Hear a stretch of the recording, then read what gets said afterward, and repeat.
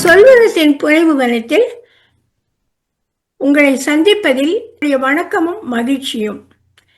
யாதும் ஊரே யாவரும் கேளீர் என்ற கணியன் பூங்குன்றனாரின் வரிகளுக்கு இலக்கணமாக நெல்லை சீமையின் மேலச்சேவலில் தொடங்கி பாரதத்தின் பல்வேறு நகரங்களை கடந்து அமெரிக்காவிலும் தமிழ் மனம் பரப்பிக் கொண்டிருக்கும் ஒரு பன்முக ஆளுமை இவர்.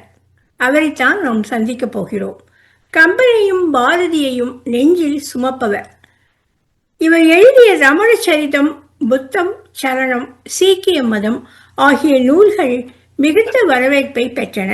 இவர் கவிஞர், எழுத்தாளர், பத்திரிகையாளர், ஆற்றல்மிக்க பேச்சாளர், ஆசிரியர், மேடை இயக்குனர், கம்பன் ஆராய்ச்சியாளர், தலைமைத்துவ பயிற்சியாளர், ஆன்மீக சிந்தனையாளர் என்ற பன்முக திறமை கொண்டவர்.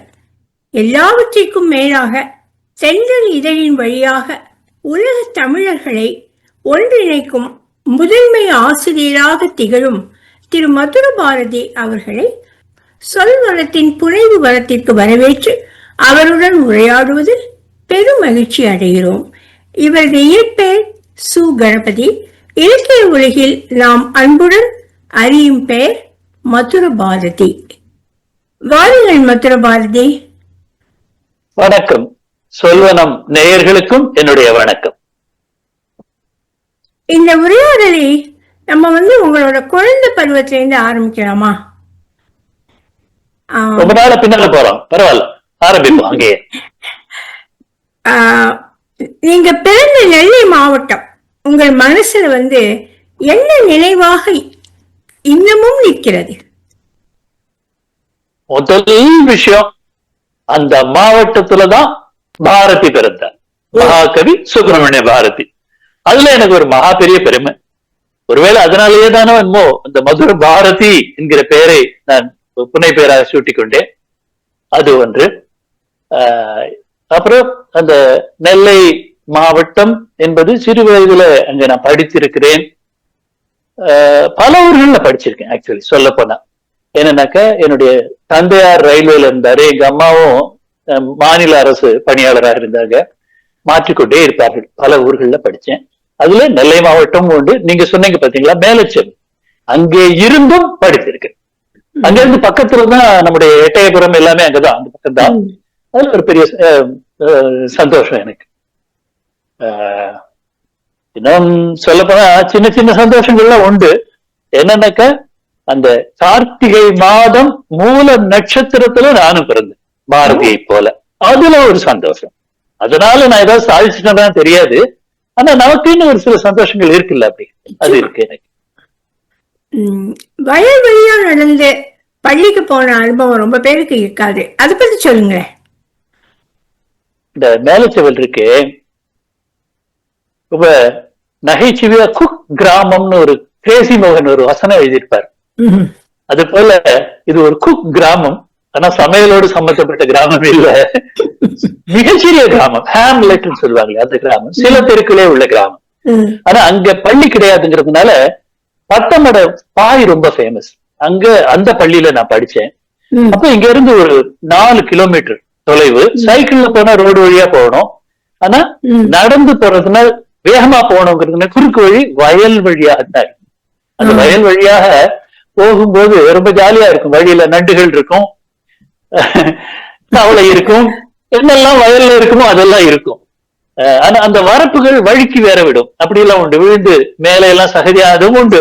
கவனமாக நடக்க வேண்டும் அப்படிங்கிறதுக்கு ஒரு பாடம். ஆனா காலையும் மாலையும் கிட்டத்தட்ட 1 மணி நேரம் நடந்து போயிட்டு வருவது என்பது மிக சுகமான அனுபவமாக இருந்தது எனக்கு. அப்பா அம்மா 2 பேரும் வேலை பார்த்தது உங்களை எப்படி வடிவமைச்சது சின்ன வயசுல? ஒரு வகையில சொல்ல போனா எனக்கு ஒரு தைரியம், இன்னொன்னு என்னை சார்ந்தே நான் இருக்க வேண்டும் அப்படிங்கிற விஷயங்கள் எல்லாம் ஏற்பட்டது. அதனால சிறு வயதுல நானே போய் ஒரு 2வது 3வதுலயே ஒரு தோசை சுட்டு நானே சாப்பிட்டுக்குவேன் வீட்டுல. அதே மாதிரி சில சமயம் அப்பா நைட் டியூட்டி போயிடுவார் ரயில்வேங்கிறதுனால. அம்மா அடுத்த வேற ஒரு ஊருக்கு கான்பரன்ஸுக்காக போயிடுவாங்க அபிஷியலா. அப்போ நான் தனியா வீட்டுல இருந்து நைட்ல படுப்பேன். சின்ன குழந்தைகள்ல பொதுவா பாத்தீங்கன்னா ஒரு 1ஆம் கிளாஸ் 2ஆம் கிளாஸ் பயமா கூட இருக்கும் சின்ன வயசுல. ஆனா அப்படி முதல் பயத்துல தொடங்கினாலும் பயமின்மையில முடிஞ்சிருச்சு. பயம் எல்லாம் போயிடுச்சு. தனியா இருக்கிறத பொறுத்து தனியா இருக்கிறது, தனியாக பயணம் செய்தேன். ட்ரெயின்லயோ பஸ்லயோ எங்க வேணாலும் நான் கிளம்பி போயிடுவேன் அந்த காலத்துல, தேவையா இருந்தா சொல்றேன். அந்த மாதிரி பல தன்னை சார்ந்து இருக்கும் தைரியங்களே ஏற்பட்டு. நீங்க சொல்லியிருக்கீங்க அப்பா வந்து சின்ன வயசுல வந்து திருக்குறள், பாரதியார் கவிதைகள்லாம் கொடுத்தாரு அப்படின்னு. அது வந்து உங்களுக்கு வந்து அந்த உலக கண்ணோட்டத்தை அப்பயே மாற்றிச்சா? நிச்சயமா நிச்சயமா. என்னோட எப்படி பள்ளி பாடத்துல திருக்குறள் இருக்கும் அப்படிங்கிறது ஒரு விஷயம், இந்த சிறு வயதுல இருந்தே இருக்கும், உங்களுக்கு தெரியும் அது. ஆனா அந்த திருக்குறள் புத்தகம் கையில இருக்கும்போது புரட்டி அதை பார்த்து குறள்களை படிக்கும்போது அந்த சிறு வயது ஆச்சரியம் இன்னைக்கு வரவே வராது. நமக்கு சிறு வயதுல எதை பார்த்தாலும் ஆச்சரியம் இல்லையா, வியப்பா இருக்கும். அப்படி ஒரு கணிக்க முடியாத, அளவிட முடியாத ஒரு ஆச்சரியம் திருக்குறளும் பாரதி ரெண்டுமே முதல்ல எங்க அப்பா கொடுத்தாரு. அதுதான் என்ன ஒரு புத்தக பைத்தியமாக்கினது காரணம் அங்க இருந்து தான் தொடங்கிச்சு. அது தவிர இந்த காலத்துல தமிழ்வாணனின் கல்கண்டு நிறைய துணுக்குகள் இருக்கும், குட்டி குட்டியா இருக்கும். அது படிச்சு படிச்சு புத்தகம் படிக்கணுங்கிற ஆர்வம். அதனாலயே ஆனது என்னன்னா, எந்த ஊருக்கு போனாலுமே திருநெல்வேலி, ஸ்ரீவைகுண்டம், ஈரோடு, மேலச்செவல், இப்படி வெவ்வேறு ஊர்கள் எங்க வேணா வச்சுக்கோங்களேன், உடன்குடி எங்கே போனாலும் அங்க இருக்கிற லைப்ரரியும் எனக்கு முதல் ஃப்ரெண்டு, எந்த வயசா இருந்தாலும். இந்த திருநெல்வேலி டவுனுக்கு நான் போகும்போது 5வது வகுப்புக்கோ இதுக்கு போறேன். அப்ப ஜஸ்ட் கற்பனை பண்ணி பாருங்க, 3 ரூபாய் சந்தா கட்டினா ஒரு புத்தகம் பாரோ பண்ணலாம் லைப்ரரியில இருந்து. 5 ரூபாய், அதான் ஒரு வருஷம் சந்தா. அது 5 ரூபாய் கட்டினா 2 புத்தகங்கள் எடுக்கலாம். அதே மாதிரி பாருங்க, எனக்கு அந்த அந்த ஆர்வம் பாருங்க. அந்த பணத்தை கட்டிட்டு வெளியூர் போகும்போது தட் இஸ் ரீஃபண்டபிள் டெபாசிட், வாங்க மாட்டேன், நல்லதுக்கு தானே போகுது, இந்த பணம் லைப்ரரி நிதியிலேயே இருக்கட்டும், மற்றவங்களுக்கு உபயோகப்பட்டோம் அப்படின்னு விட்டுட்டு போயிடுவோம். எங்க அப்பாவும் ஜெனரஸ் தான், ஏன்னா என் பணம் கிடையாது, நான் சின்ன பையனா இருக்கும்போது சொல்றேன், அவர் கொடுத்த பணம், அதுல ஐ வாஸ் ஜெனரஸ், அது வேற விஷயம்.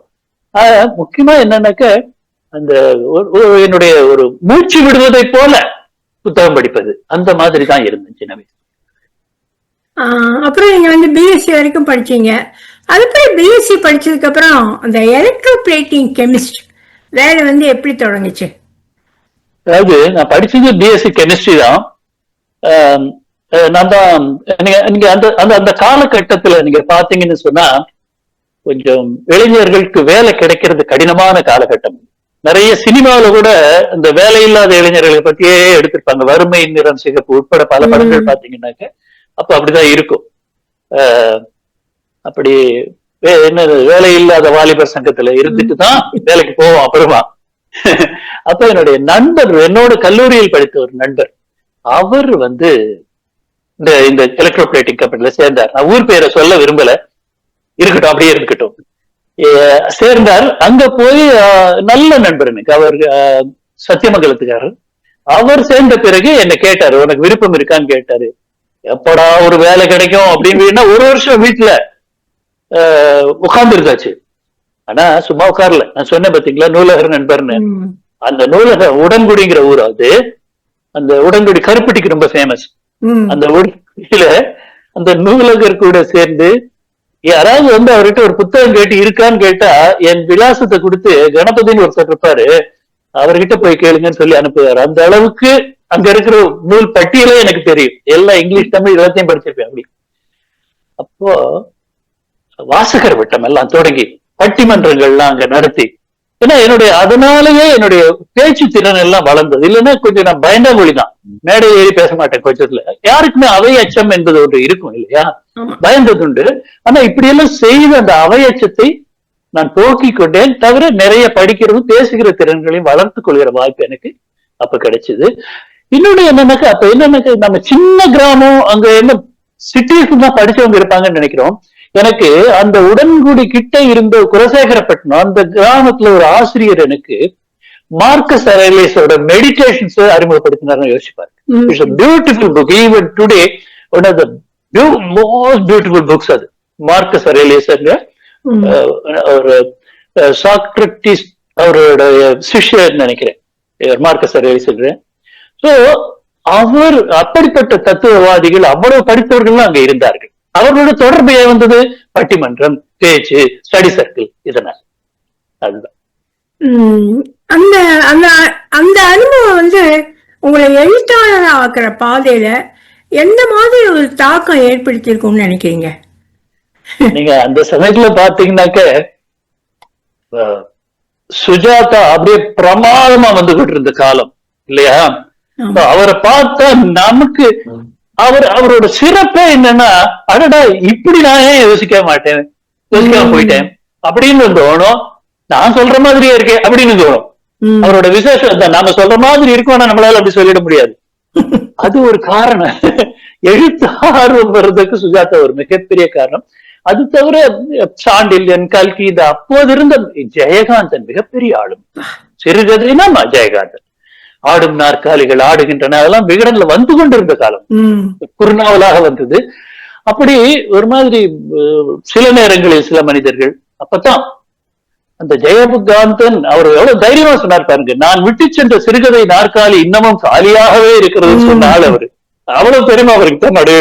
அது நல்லது இருக்கணும் ஒரு எழுத்தாளனுக்கு. அதே சமயத்துல சுஜாதா சொன்னாரு, ஒரு எழுத்தாளனாக வேண்டும் என்றால் ஏதோ ஒரு வழி இருக்க வேண்டும், குறைந்தபட்சம் பைசாவது இருக்கணும். இப்படி இந்த வேலை இல்லாத வலி, வீட்டுல உட்கார்ந்துட்டு இருக்கோமே அப்படின்னு சொல்லிட்டு அந்த வலி தவிர இந்த மாதிரி ஆளுமைகளை படித்ததுனால் ஏற்பட்ட நம்ம வாழ்க்கை ரொம்ப அனுபவம் கிடையாது அந்த வயசுல. இருந்தாலும் நாம பார்த்ததை கேட்டதை உணர்ந்ததை சொல்லணுங்கிற அந்த உத்வேகம் அப்பதான் ஏற்படும். அதனாலதான் நீங்க இந்த அறிவியல்ல இருந்து பத்திரிகைக்கு திரும்பி வந்துட்டீங்க, அந்த போகணும் அப்படிங்கிற முடிவு உங்களுக்கு வந்தது இல்லையா? அதனாலயே ஒண்ணு என்னன்னா, எப்பவுமே நான் என்னை கவிஞனாக எழுத்தாளனாக தான் நினைச்சிருக்கேன். எழுதினேனா எழுதலையாங்கிறது கேள்வியே கிடையாது. காரணம் வேலை சூழல் அல்லது வெவ்வேறு காரணங்களால் எழுதாமலே பல நீண்ட ஆண்டுகள் இருந்திருக்கிறேன் நானே. ஆனால் எனக்குள்ள நான் எழுத்தாளன் தான் அப்படிங்கிறதுல ஒரு உறுதி இருந்தது. அப்போ இந்த எலக்ட்ரோபிளேட்டிங் போனேன். அங்க போயிட்டு சில சம்பவங்களின் காரணமாக அதை விட வேண்டியதா போச்சு. ஆனா நெக்ஸ்ட் ஆப்ஷன் என்ன செய்தேன்னா, நேர சென்னைக்கு வந்தேன். எங்க வேலை பார்த்தேன் இங்க இருக்கு.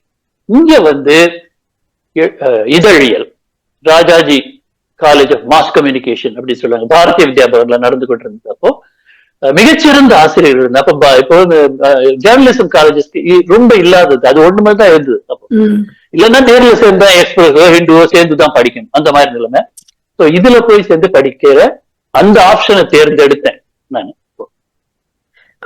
அங்க போய் இந்த ராஜாஜி இன்ஸ்டிடியூட்ல வந்து நீங்க அந்த கற்ற கல்வி வந்து உங்களுக்கு எப்படி ஒரு மாறுபட்ட அனுபவமா தோணுச்சு?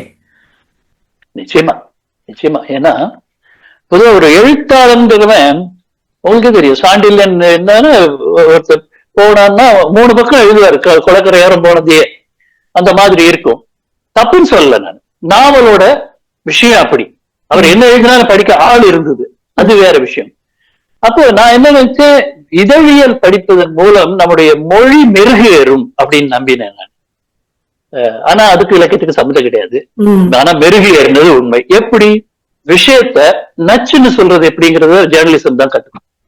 நம்ம சொல்றோம் இல்லையா, எப்படி ஹனுமான சொல்லின் செல்வன்கிறோம், ஏன் சொல்றோம், கண்டேன் சீதையை அப்படின்னா மீதி கதையெல்லாம் சொல்லாம நேர விஷயத்துக்கு ஒரு டக்குன்னு எப்படி சொல்றோம், முதல் வரியில சொல்லி அப்புறம் விவரத்தை சொல்லிக்கும். அந்த அந்த மொழிச்செட்டு அப்படின்னு சொல்றாங்க பாத்தீங்களா, கரெக்டா சொல்ல வந்தது நச்சுன்னு சொல்ல வரும் திறமை. இன்னொன்னு என்னன்னா, அந்த இதழியல் படிச்சது எனக்கு பல வாசல்களை திறந்தன, அதை நான் சொல்லித்தான்.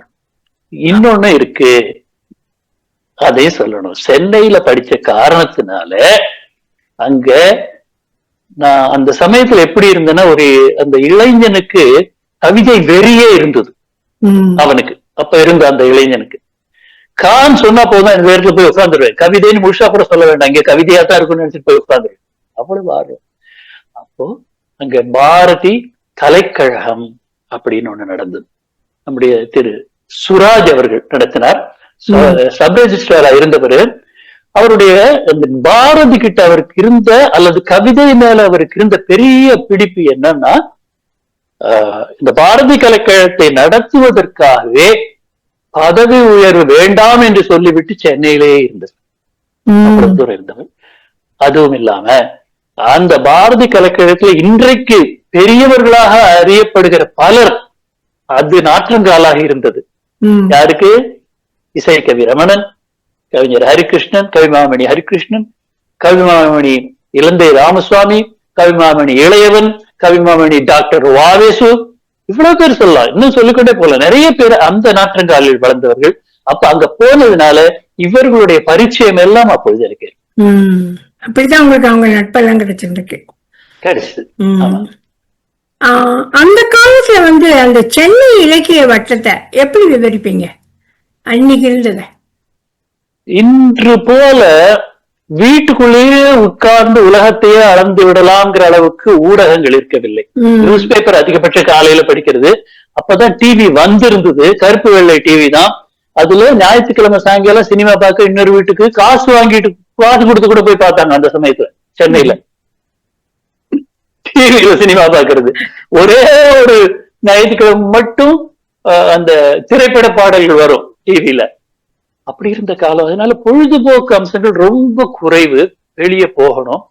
அப்ப என்ன மாதிரி தீவிர கவிதை தாகம், இலக்கிய தாகம் இருந்தவர்களா ஏதோ ஒரு ஃபோரம் அங்க அப்பவே இலக்கிய வீதி இருந்தது, அதே மாதிரி இலக்கிய சிந்தனை இருந்தது, அதே மாதிரி நம்ம புலவர் பொன்னடியானவர்களின் கடற்கரை கவியரங்கு இருந்தது. அதுல எல்லாம் பாத்தீங்கன்னா என்னுடைய இயல்புக்கு அல்லது என்னுடைய நம்பிக்கைகளுக்கு ஒவ்வாத விஷயங்கள் கூட இருக்கும். எனக்கு அதை பத்தி பரவாயில்ல, எனக்கு கவிதை வேணும் அப்படின்னு எல்லா இடத்துலயும் போய் உட்காந்துருவேன். பரவாயில்ல, என்ன திட்டுற கவியரங்கமாக இருந்தா கூட நான் போய் கேட்டுக்கேன். அந்த மாதிரி. உங்களோட முதல் கவிதை வெளியான அனுபவம் வந்து நினைவு இருக்கா? நிச்சயமா இருக்கு. ஒண்ணு வந்து பள்ளி பருவத்துல இன்பத் தமிழ் சோலையிலேன்னு எழுதி எங்களுடைய பள்ளி மாணவர் இதழிலேயே வந்தது.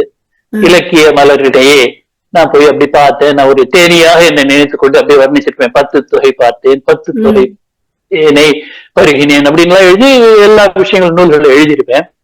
அது ஒரு லெவல். ஆனா பின்னால சென்னைக்கு வந்த பிறகு இந்த பாரதி கலைக்கழகத்துல முதல் கவியரங்கம், ஒரு கவிதை எழுதிட்டு போறேன். சொல்ல வசப்படுமோ இவை நம் சொல்லில் அகப்படுமோ அப்படின்னு உலகப்பத்தை பார்த்து வியந்து, அந்த நீல கடலும் மஞ்சள் வானமும் ஆரஞ்சு வண்ணம் பூசின உதயமும் இப்படி பல விஷயங்களை பார்த்து வியந்து எழுதினேன். இதையெல்லாம் என்னோட வார்த்தையில என்னால பிடிக்க முடியுமா அப்படின்னு சொல்லி வியந்து போய் எழுதியிருக்கேன். அங்க ஹரிகிருஷ்ணன் இவங்க எல்லாம் வந்திருக்காங்க. யாரு, நம்ம இன்றைக்கு இருக்கிற இசைக்கவியர் ரமணன், வாவேசு, இவர்கள் எல்லாம் அந்த கவியரங்கத்துல இருக்காங்க. இந்த நட்பு பாருங்க, அந்த அந்த நட்பின் கிழமைன்னு சொன்னா அந்த கவிஞர்களுக்கு நடுவில் இருக்கிற, அறிந்தவர்களுக்கு நடுவில் இருக்கிற அந்த நட்பின் நெருக்கம் பாருங்க. கவியரங்க முடிஞ்சு வீட்டுக்கு திரும்புறதுக்கு வெளியே வர, எங்கடா போற நீன்னு கேட்கிறாரு என்ன ஹரிகிருஷ்ணன். முதல் தடவை ஏன்னா என் கவிதை அவருக்கு அவ்வளவு முடிச்சிருச்சு. எத்தனை வருஷம் சொல்லி கேட்டுவாரு, சொல்ல வசப்படுமோ அப்படின்னு சொல்லி கேட்பாரு அப்படி என்கிட்ட விளையாட்ட. அது போல இவர் டாக்டர் வாவேசு கவிமாமணி, அவரும் அப்படித்தான். தன்னுடைய கவிதை பாடலாகவே பாடுவார். ரொம்ப அழகா. வேலன் கம்புகள் வேலம்பாகும் வேடிக்கையாய் ஒரு பொற்படை போகும், குழந்தைங்க குச்சியை தூக்கிட்டு ஓடும் இல்ல சட்டை போடுறேன்னு சொல்லிட்டு ராஜா மந்திரின்னு அதை எழுதியிருப்பார். இப்படி ஒவ்வொருத்தரும் ஒவ்வொரு மாதிரி மிகச்சிறப்பான கவிஞர்கள் அவர்கள் எல்லாம். அதெல்லாம் கவிதை வந்து ஒண்ணு உணர்வுக்கு வடிகால், இன்னொன்னு அந்த இளவயதுல ஒரு சமுதாயத்தை பற்றி நோக்கு ஒரு வெறி இருக்கும், அதெல்லாமும் எழுதுவோம். அப்பதான் வானம்பாடி கவிஞர்கள்லாம் வந்திருந்த காலம், புது கவிதை தொடங்கி இருந்த காலம் அந்த சமயம். அதே போல இன்னொன்னு அந்த மேலும் மேலும் புதுசு புதுசா எழுதணும், வெவ்வேறு கருப்பொருட்கள் எழுதணும் அப்படின்னு சொல்லி அந்த ஆர்வம் இருக்கிற காலம். அப்போ ஒரு நல்ல ஒரு அறிவுக்கு தூண்டுகோல் அது. இந்த மாதிரி ஒரு உலகத்துல இருந்துட்டு அப்படியே மணிப்பாலுக்கு வந்து சிண்டிகேட் வங்கிக்கு பணியாற்றி இருக்கீங்களே, அந்த பயணம் எப்படி இருந்துச்சு? சிண்டிகேட் வங்கி தலைமையகத்துக்கு போட்டுட்டாங்க. நான் ஜேர்னலிசம் படிச்சிருந்ததுனால நானே விரும்பி கேட்டேன், நான் உங்களுடைய ஹவுஸ் ஜேர்னல் அதுல வந்து வேலை செய்யறேன் அப்படின்னு நான் விரும்பி கேட்டேன். டக்குன்னு கொடுத்துட்டாங்க. அதாவது நான் சொன்ன காக்கை உட்கார பணம் விழுந்தது போல நான் அந்த லெட்டர் அனுப்புவோம், அந்த இடம் காலியா இருக்கும், உடனேவான் கடிதம் வந்துருச்சு. இங்க எல்லாம் நான் முதல்ல கரூர்ல தான் வேலைக்கு சேர்ந்தேன். அங்க இருந்து சொல்றேன், இவனுக்கு எங்கேயோ பெரிய இடத்துக்கு கனெக்ஷன் எல்லாம் வச்சிருக்காங்கிறாங்க. ஹெட் ஆபீஸ் உடனே கூப்பிட்டு உடனே அங்க போயிட்டு அங்க தமிழர்கள் நிறைய உண்டு. ஒரு 800 பேர் வேலை பார்க்கிற தலைமையகம் வந்து தமிழர்கள் நிறைய இருந்தார்கள். ஆனா நான் வந்து அப்போ ஜேசிஸ்ன்னு இப்பவும் இருக்கு, இளைஞர்களுக்கு சுய முன்னேற்றத்துக்கு செல்ஃப் டெவலப்மெண்ட் அப்படின்னு சொல்றது. அதற்கு வாய்ப்பு நிறைய கொடுக்கிற அந்த ஆர்கனைசேஷன் இருந்தது. அதுல சேர்ந்தேன். அதனால அது என்ன இன்னொரு வகையில மெருகேற்றியது என்று சொல்றேன். அங்க வந்து KM கரந்த் அவங்க கிட்ட பெற்ற அனுபவத்தை சொல்லுங்க. KM கரந்த் கன்னடத்திலேயும் எழுத்தாளர். அவரு இங்கிலீஷ்லயும் மிக நன்றாக எழுதுவார், பேசுவார், மிக திறமையான பேச்சாளர். அப்படி கேட்டுக்கொண்டே இருக்கு. அப்படிப்பட்ட பேச்சாளர். இந்த ஹவுஸ் ஜேர்னல் அவர் தான் ஹெட். சோ அவருக்கு கீழே தான் நான் போய் சேர்ந்திருக்கேன். அவருக்கு என்ன ரொம்ப பிடிச்சிச்சு. அப்ப அதனால அவர் எனக்கு பல வாய்ப்புகளை ஏற்படுத்தி கொடுத்து, நான் சொன்ன மாதிரி நமக்கு அந்த சமயத்துல மென்டல் பிளாக்ஸ் இருக்கும். என்ன பண்ண போறோம், புது ஊரு, நம்ம பேசாத பாஷை இருக்கிற ஊரு, அப்படி எல்லாத்தையும் கம்ப்ளீட்டா நீக்கி. இன்னொன்னு சொல்லுவேன், அவர் ஒரு வேலையை செஞ்சாரு, முக்கியமான வேலையை செஞ்சாரு. நமக்கு எவ்வளவுதான் நீச்சல் தெரியும் தெரியாதுன்னு சந்தேகம் இருந்தாலும் தண்ணிக்குள்ள விழுந்தாதான் நீஞ்சுவோமா மாட்டோமாங்கிறது தெரியும், தைரியம் வரும். அந்த உடம்பு நனைகிற வரைக்கும் அது தைரியம் வராது நமக்கு. அது போல ஒரு வேலை செஞ்சாரு அவர். நான் ஜேஎஸ்எஸ்ல இண்டிவிஜுவல் டெவலப்மெண்ட் ஃபேக்கல்ட்டி ஆயிட்டேன். இண்டிவிஜுவல் டெவலப்மெண்ட் வைஸ் பிரசிடென்டா இருந்தேன் உடுப்பி ஜேஎஸ்எஸ்ல ஆல்ரெடி. அந்த ஹவுஸ் ஜேர்னலையும் நான் எடிட் பண்ணிட்டு இருக்கேன், உடுப்பி ஜேஎஸ்எஸ் ஹவுஸ் ஜேர்னல. அது நேஷனல் லெவல்ல பெஸ்ட் ஜேர்னல்னு கூட அவார்டு வாங்கிது நான் எடிட்டரா இருக்கும்போது. அதெல்லாம் ஒரு பக்கம் இருக்கட்டும், எழுத்து இருக்கு, வீட்டுக்குள்ள உட்காந்து செய்யறது, வெளியே போனா தானே தெரியும். அப்போ ஹொனவர்னு ஒரு ஊரு, அங்கே ஜேஎஸ்எஸ்ல இருந்து ஒரு full day public speaking work shop. காலையில 9 மணிக்கு தொடங்கினா சாயங்காலம் 4 மணி வரைக்கும். நாங்க 3 பேர் போகணும். என்னுடைய குரு KM காரந்த், கோட்டா மகாபாலேஸ்வர் காரந்த்னு அவர் வராரு, இன்னொருத்தர் வராரு. 3 பேரும் போகணும். ராத்திரி கூப்பிட்டு என்ன காரந்த் சொன்னாரு, எப்ப சேர்ந்து போவோம் எங்க போனாலும் வெளியூர் ப்ரோக்ராமுக்கு எல்லாம், கணபதி நீ போயிடு அங்க, நாங்க வந்து சேர்ந்துக்கிறோம் அப்படின்னாரு. நாம தைரியமா சரி அவங்கதான் வராங்க, நாம சூறப்புள்ளிட்டு எங்க போயிட்டோம். நமக்கு அப்ப பயம். போய் பார்த்தா நாள் முழுக்க 2 பேரும் வரவே இல்லை, நான் ஒருத்தன் தான். ஆனால் நல்ல வேலையா எல்லா தயாரிப்புகளும் என்கிட்ட இருந்தன, முழுசா செஞ்சுட்டேன். அதுல நல்ல பேர் எனக்கு அந்த ஊர்ல. அங்க வந்து பாத்தீங்கன்னா லயன்ஸ் கிளப்பும் சேர்ந்து இருந்தது அதுல ஜேஎஸ்எஸ் கூட. அந்த ஒர்க் ஷாப்புக்கு டாக்டர்ஸ், என்ஜினியர்ஸ், லாயர்ஸ் எல்லாரும் இருக்காங்க. Everybody eating out of my mouth அங்க. அப்ப என்ன ஆகுதுன்னா நமக்கு ஒரு sudden boost of self confidence. அவ்வளவு தன்னம்பி, இவ்வளவு பேரை சமாளிச்சு இவ்வளவு நல்ல சொல்லி கொடுத்து நல்ல பேரை வாங்கிட்டுமே. KM காரந்த் என்கிட்ட சொல்லவே சொல்லுவாரு. அன்பார்ச்சுனேட்லி 1982 தவறி போயிட்டாரு. சிறிய வயதுல, கிட்டத்தட்ட 42 வயதுல தவறி போயிட்டாரு. அவரு ஒரு ரொம்ப மோசமான ஒரு ஜாண்டிஸ், மஞ்சள் காமாலை வந்து. ஆனா அதுக்கு முன்னால என்கிட்ட சொல்லியிருக்காரு, கணபதி நீ இவ்வளவுதான் நினைச்சுக்காத, you are something beyond this, அதுக்கு எய்ம் பண்ணும்பார். சரி, அப்ப யாராவது நமக்கு சொல்லணும். அந்த அனுமாருக்கு சொன்ன மாதிரி சொன்னாதான் நம்மளுடைய மூக்கை தாண்டி வெளியே பார்ப்போம், இல்லைன்னா நம்ம இவ்வளவுதானே இதுலயே இருப்போம். அதையும் சொன்னார். Eternally grateful team. அவ்வளவு நன்றி உடையவனாக இருக்கிறேன். இந்த ஆபரேஷன் லீடர்ஷிப் டெவலப்மெண்ட் அப்படிங்கிற முயற்சியை கலந்தீங்க இல்லையா? அப்ப வந்து அப்ப நீங்க பார்த்த அந்த கிராமப்புற காட்சிகள் அதெல்லாம் நினைவுக்கு வருதா என்ன? இதுல இன்னொன்று சொல்லி ஆகணும். KM காரந்தோட vision. அவர் சொல்லுவாரு, நல்லவனா இருந்துட்டா போராது, திறமையாளவனா இருந்துட்டா போராது, உன்னுடைய திறமையும் நல்ல குணமும் மற்றவர்களுக்கு பயன்படணும்னு சொல்ல. அவர் தான் old for the young, operation leadership development for the young அப்படிங்கிற அமைப்பை தொடங்கினாரு.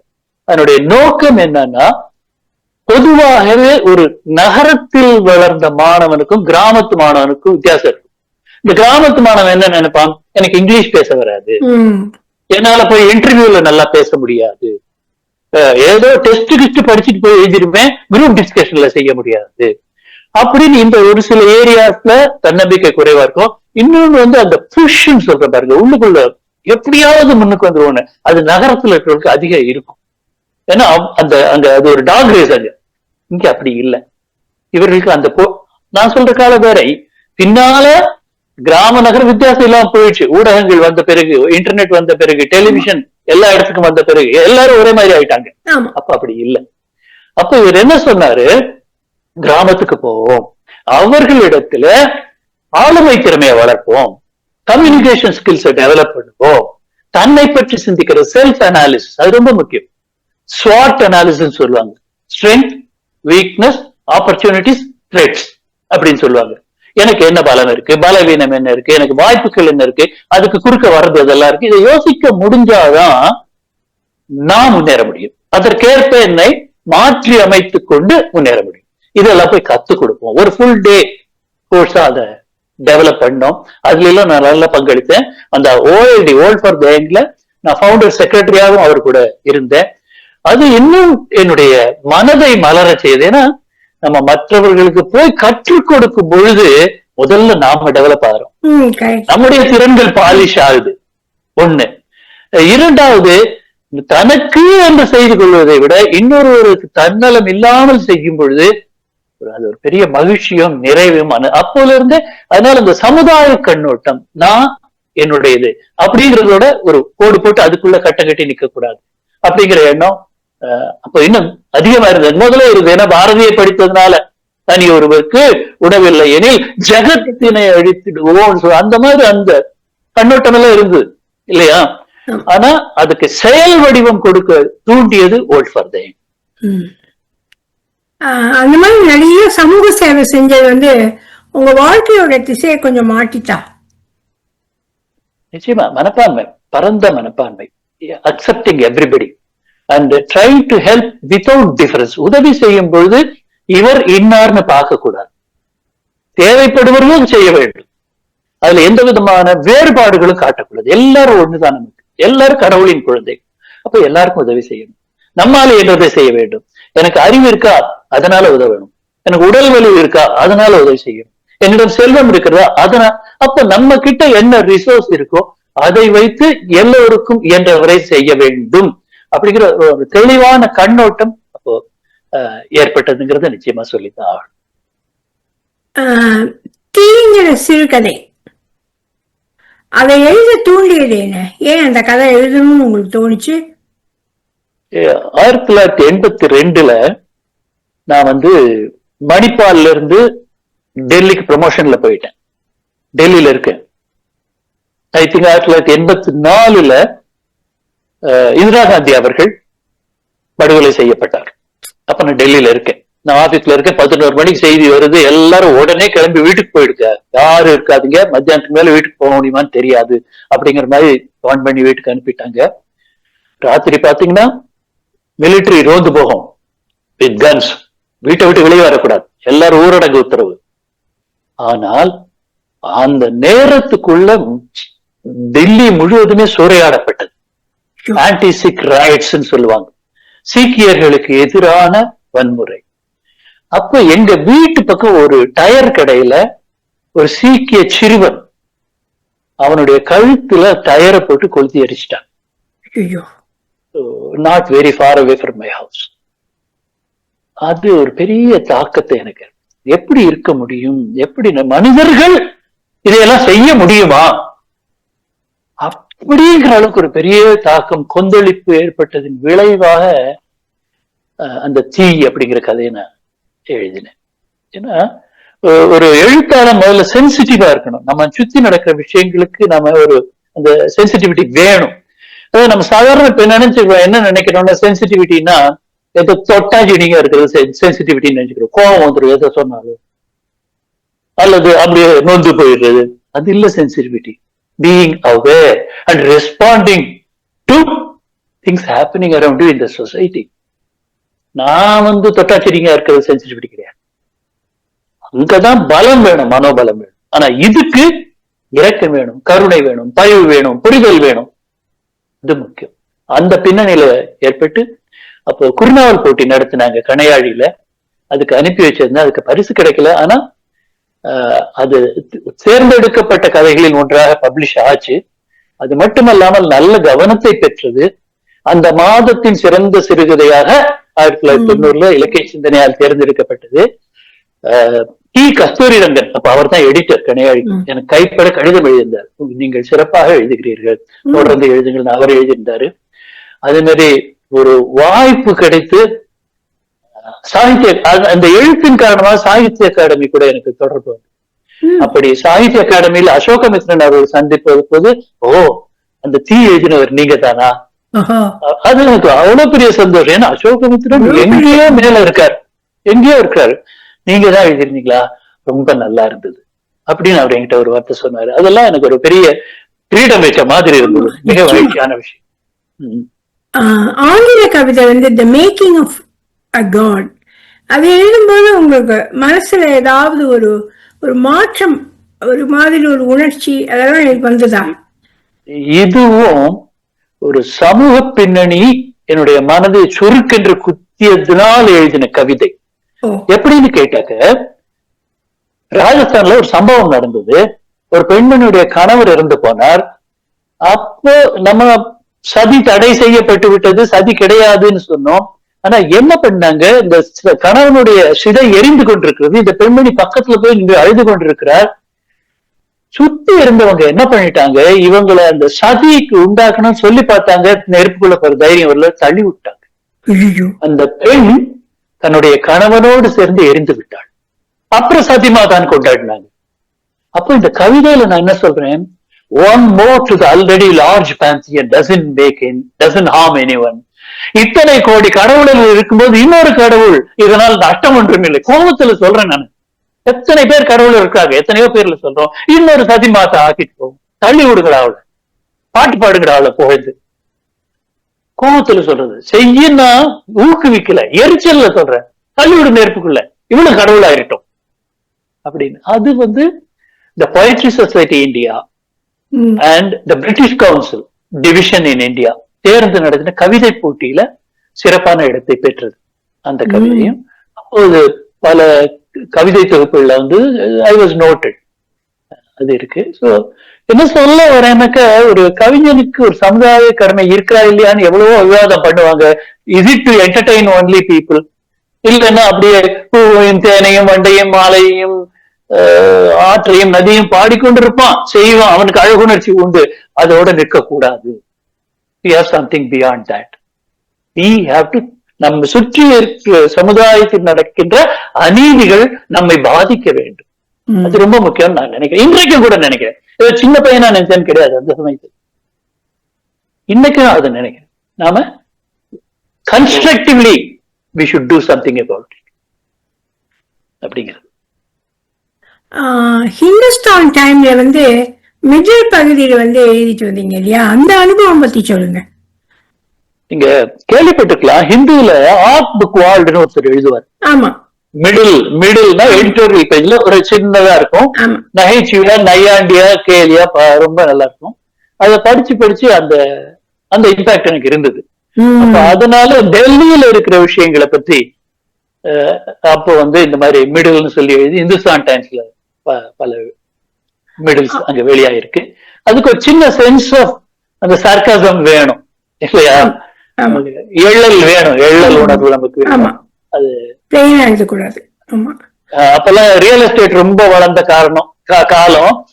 அப்ப விளம்பரம் போடுவாங்க, இப்படி விரல வச்சு நகத்தால நோண்டாலே தண்ணி வந்துரும், இங்க வந்து வாங்க அப்படின்னு சொல்லி. அதெல்லாம் கேள்வி பண்ணி எழுதியிருப்பேன் நிறைய அந்த மாதிரி சார் சுத்தி. அதுவும் reaction to what is happening around தான், but this is a funny way, sarcastic way. நகைச்சுவை எழுதுறதா இல்லைன்னா தீவிர இலக்கியம் எழுதுவதா, எது வந்து ரொம்ப கடினம் நீங்க உங்களுடைய கண் பார்வையில்?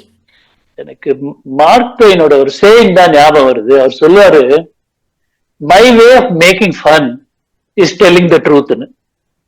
இப்ப நகைச்சுவை நீங்க பாருங்க, இப்ப கூட ஸ்டாண்டப் காமெடியன்ஸ் நிறைய பேர் பாருங்க, யாருமே புனைந்து ஒண்ணு சொல்ல மாட்டாங்க, தன் வாழ்க்கையில சுத்தி நடக்கிறதே சொல்லுவாங்க. அவங்க அங்க சொல்றத கேட்கும்போது சிரிப்பா ஒரு அடடா, நாமளும் இப்படி பார்த்திருக்கோமே, இது நடந்திருக்கே அப்படின்னு. அப்ப நகைச்சுவை வேற, இலக்கியம் வேறையே கிடையாது. கல்கி அவர்கள் எழுதாத நகைச்சுவையா இல்லையா? அது போல நகைச்சுவை is very much all, we don't see that.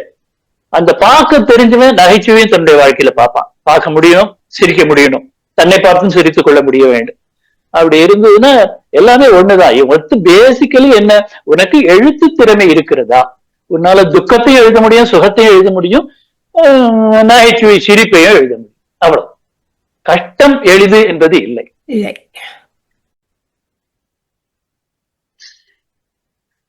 1999 கல்கி மாத இதழ் நடத்தின அமரர் கல்கி நூற்றாண்டு விழா இசைப்பாடல் போட்டியில இன்னும் உறங்காதே அப்படிங்கிற பாடல் அமரர் கல்கியோட முதல் பரிசு பெற்றது இல்லையா? அந்த தருணம் வந்து எப்படி இருந்தது? அது உங்களுக்கு நினைவுல இருக்கா? கண்டிப்பா ரொம்ப மகிழ்ச்சியான நெகிழ்ச்சியான தருணம். ஏன்னு கேட்டா அந்த பாட்டே ரொம்ப நெகிழ்ச்சியான பாட்டு. இன்னும் உறங்காதேன்னா ஒரு சின்ன புதுசா அப்ப பிறந்த கை குழந்தைக்கு சொல்ற மாதிரி இருக்கு அந்த பாட்டு. எப்படின்னாக்கா அப்போ சிறு குழந்தைகள் கிராமங்கள்ல பெண் குழந்தை வேண்டாம்னா சில மாவட்டங்கள்ல என்ன பண்ணுவாங்கன்னா கள்ளிப்பால்ல நெல்ல போட்டு போட்டிடுவாங்க, குழந்தை செத்து போயிடும். சோ நான் சொல்றேன், கவனமா இருந்துக்கோ, தாளாட்டுறாங்க சீராட்டுறாங்கன்னு நினைச்சுக்காத, ரொம்ப கவனமாயிரு அப்படின்னு சொல்லி இன்னும் உறங்காதே அப்படின்னு அந்த பாட்டு வருது. அது முதல் பரிசு பெற்றது ஒரு மகிழ்ச்சியான விஷயம், ஒரு விழிப்புணர்வு பாடல்னு சொல்லலாம், பெண் சிசுக்கொலையை பற்றினது. இன்னொன்னு என்னன்னா, அங்க போறேன் பார்த்தா முதல் வரிசையில எம்.எஸ். சுப்புலட்சுமி அம்மா உட்கார்ந்து இருந்தாங்க. அவங்க முன்னிலையில அந்த பரிசு வாங்குறது. அப்புறம் சுப்பு ஆறுமுகம் வில்லுப்பாட்டு கலைஞர் இருக்காரு, அவருடைய மகள் கண்மணி சுப்புன்னு சொல்லி அவங்க அன்னைக்கு மேடையிலேயே இசையா பாடினாங்க. ஏன்னா இசைப்பாடல் போட்டி அது, இசைத்து பாடினார்கள். பல பேர் கண்கள்ல தண்ணி, அது என்னால பார்க்க முடியுது அங்கேயே. அதனால ஒரு அருமையான அனுபவம் அது எனக்கு. இணைய வழியா ஃபோரம் ஹப் அப்புறம் மரத்தடி அந்த மாதிரி குழுக்கள் எல்லாம் நீங்க கலந்து கொண்டது வந்து உங்களுக்கு எப்படி புதிய புதிய வாய்ப்புகளை திறந்ததுன்னு நீங்க நினைக்கிறீங்க? அதாவது எப்படின்னு பார்த்தா, என்ன நான் வந்து ஒரு பிரபலமான எழுத்தாளர்னே சொல்லிக்க மாட்டேன். ஏதோ பரிசு வாங்கினேன், சில கதைகள் வந்தது, பரிசு வாங்கிட்டு அதெல்லாமே வேற விஷயம். அதுக்காக எனக்கு ஒன்றும் பெரிய பிராபல்யம் வந்துடல. ஆனா அந்த பரிசு வாங்கின தொடர்ந்து கல்கியில, நான் அப்ப டெல்லியில இருந்தேன், கல்கியில டெல்லி அரசியல் நிலவரத்தை பத்தி தொடர்ந்து எழுதுன்னு சொன்னாங்க. சோ வாராந்திர கட்டுரை எழுதிட்டு வந்தேன். அதெல்லாம் இருந்தாலுமே I was not, even today I am not a popular writer. Let us admit the facts. ஆனா இந்த இணையம் வந்தது, புதிய வாசல்களை திறந்தது. ஃபோரம் ஹப்னு ஆரம்பத்துல, அதுதான் அதுக்கு முன்னால முதல்ல வந்த குழு எனக்கு தெரிஞ்சு. And it is not even mail group குழு கூட கிடையாது. அது ஃபோரம் ஹப்புக்கு அந்த இடத்துக்கு போய் நீங்க எழுதணும். அப்பெல்லாம் நீங்க பாத்தீங்கன்னாக்க அந்த காலத்து சினிமால வருமே, பின்னோக்கி போன ஒரு சுத்துமே, அந்த மாதிரி காலம். இன்டர்நெட் டயல் பண்ண ஒரு சுத்தி கொஞ்ச நேரம் கழிச்சுதான் மெதுவா வரும். அந்த மாதிரி காலத்துல அது இருந்தது. ஆனா நான் அதுல வந்து முதல் எப்ப கம்ப்யூட்டர்னு கேள்விப்பட்டனோ அப்பவே நான் உங்க வீட்டுல ஒண்ணு வாங்கி வச்சுக்கிட்டேன். எவ்வளவு ஸ்லோவா ஃபாஸ்டோன்னு, மொத்த மெமரியே ஒரு தீப்பெட்டி அளவு தான் இருக்கும். சொல்ல கொள்ளளவு சொல் ரொம்ப லோவா இருக்கும், 25 KB அப்படியெல்லாம் இருக்கும். சோ அந்த மாதிரி சமயத்துல வாங்கினா என்னன்னாக்க என்னுடைய இது என்னன்னா, நம்ம பையனுக்கு ஒரு அறிமுகம் இருக்கணும் டெக்னாலஜில, நமக்கும் தெரியும் அப்படின்னு. அதனால இன்னைக்குமே எப்படி நீங்களோ அது போல நானும் இந்த வயதுல எப்படி சார் உங்களுக்கு இவ்வளவு டெக் சேவையா இருக்கீங்கன்னு என்ன பல பேர் கேட்பாங்க. அது இருந்தது. அப்ப அந்த ஃபோரம் ஹப்ல பாத்தீங்கன்னா நிறைய நண்பர்கள், ஹரிகிருஷ்ணன், நம்ம மணிவண்ணன், அது கலிபோர்னியா தமிழ் சங்கத்துல எல்லாம் ரொம்ப ஆக்டிவா இருந்தவர், பே ஏரியா தமிழ் சங்கத்துல எல்லாம் இருந்தவர். அப்படி பல பேர், இன்க்ளூடிங் அகத்தியம்னு ஒரு குழு கொஞ்சம் பின்னால வந்தது. அதனுடைய ஜெயபாரதின்னு சொல்லி மலேசியால very well known, Jayabharathi was very well known. இந்த மாதிரி குரூப்ஸ்ல எல்லாமே நல்ல பவர்ஃபுல்லா எழுதுவார் அவரு. அப்போ அப்படி பல பேர் உலகம் முழுவதுல இருந்து அந்த குரூப்ஸ்ல இருந்தாங்க. அங்க போய் நான் தமிழை பத்தி எழுதி அல்லது என்னுடைய கருத்துக்களை நல்ல வலுவா எழுதும் பொழுது அதுக்கு நல்ல வரவேற்பு கிடைச்சனால எனக்கு உலக அளவுல நண்பர்கள் கிடைத்தார்கள். அப்ப அதனாலதான் அதுக்கு பிறகு வந்ததுதான் மரத்தடி போன்ற மெயில் குரூப்ஸ். இதெல்லாம் பாத்தீங்கன்னாக்க யாஹூ குரூப்பா இருக்கும், அந்த மாதிரி குரூப். அதுல இல்லாம தொடர்ந்து எழுதிட்டு இருந்தேன். இந்த அகத்தியமே அவர் ஜெயபாரதி நடத்தினது, அதுலயும் நான் இருந்தேன்.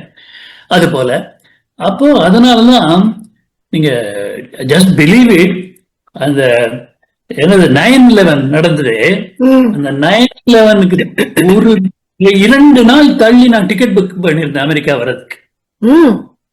ஆமா. அப்போ வீட்டுல உட்காந்து பாக்குறேன், டிவியில அப்படியே இந்த கோபுரங்கள் சரிந்து விழுறது, அந்த ஏரோப்ளேன் போற காட்சிகள் அப்படியே பெரிய அதிர்ச்சியை உண்டாக்கின காட்சிகள் அதெல்லாம். அதனால அப்போ நான் வரணும் 9/11 விட்டு 11th அன்னைக்கு எனக்கு 11/11 நான் வரணும் அந்த மாதிரி சமயம். பட் ஆனா அந்த விமானம் எல்லாமே தள்ளி போட்டாங்க. கிட்டத்தட்ட ஒரு வாரம் கழிச்சுதான் இங்க இருந்து கிளம்பி வந்தேன். அந்த 2001 2002 அந்த சமயம். அந்த சமயத்துல அங்க வந்திருந்தேன். வந்தப்பதான் எனக்கு இன்னும் அங்க கலிபோர்னியால மிக பல வாய்ப்புகள் கிடைத்தன. அப்படின்னு சொன்னா அதுக்கு இந்த ஃபோரம் ஹப் தான் அடித்தளமா இருந்தது. இன்னொருத்தரையும் நான் குறிப்பிட்டு சொல்லி ஆகணும். ஃபோரம் ஹப்ல உங்களுக்கு தெரிஞ்சிருக்கலாம், டாக்டர் வாஞ்சிநாதன்.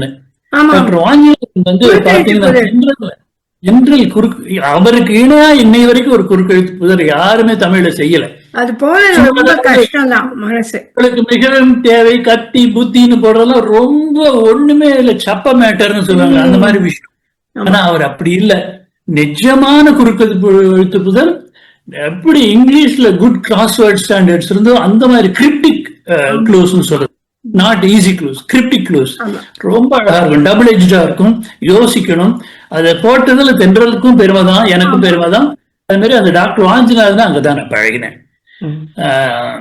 அப்போ என்ன இன்னும் கொஞ்சம் ஒருபடி போயே சொல்றேன் நான்.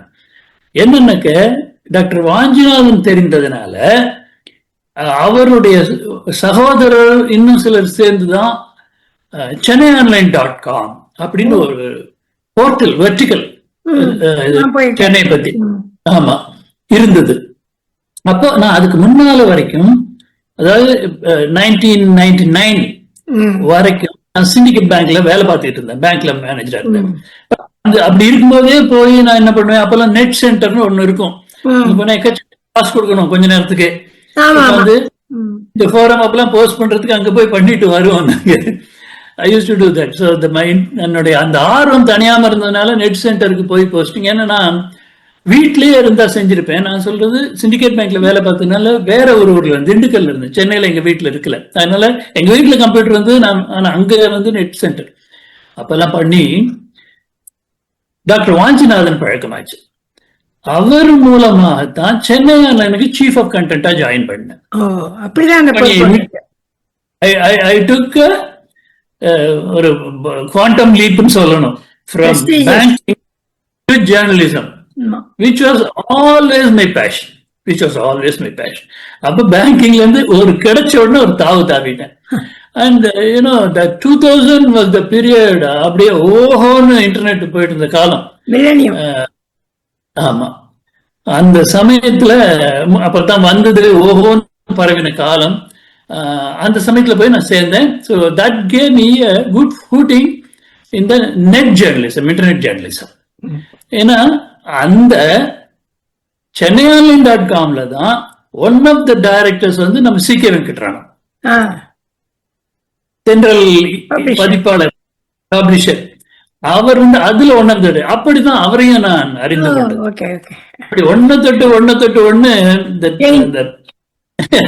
that is how things went on. நம்ம கெமிஸ்ட்ரியிலயா chain reaction போனது. அப்போ ஆனா என்ன ஆச்சுன்னா, இந்த .com பஸ்ட் 2000 எண்டுல வந்தது பாருங்க, 2009ல .com பஸ்ட் வந்தது. அப்போ Chennai online had to somehow downsizeங்கிற மாதிரி நிலைமையெல்லாம் வந்தது. நானும் வெளியே வந்துட்டேன் அந்த சமயத்துல. அப்பதான் என்னுடைய சகோதரி பாகீரதி சேஷப்பன், அவங்களுடைய கணவர் சிவகுமார் சேஷப்பன், அவங்க வந்து ரொம்ப அந்த பே ஏரியா தமிழ் மன்றத்துல ரொம்ப ஆக்டிவா இருந்தார், பிரசிடென்டாவும் இருந்திருக்கிறாரு. அப்புறம் அவங்க ஆமா ரொம்ப ஆக்டிவா அதுல இருக்காங்க ரெண்டு பேருமே. அப்போ சொன்னா, அண்ணா நீங்க சும்மா தானே இருக்கீங்க, இது இப்ப விட்டுட்டேன், .com பஸ்ல வேலை போயாச்சு, பேங்கை விட்டாச்சு, சும்மா I was hardly 49. யோசிச்சு பாருங்க, அப்போ 47, 2047.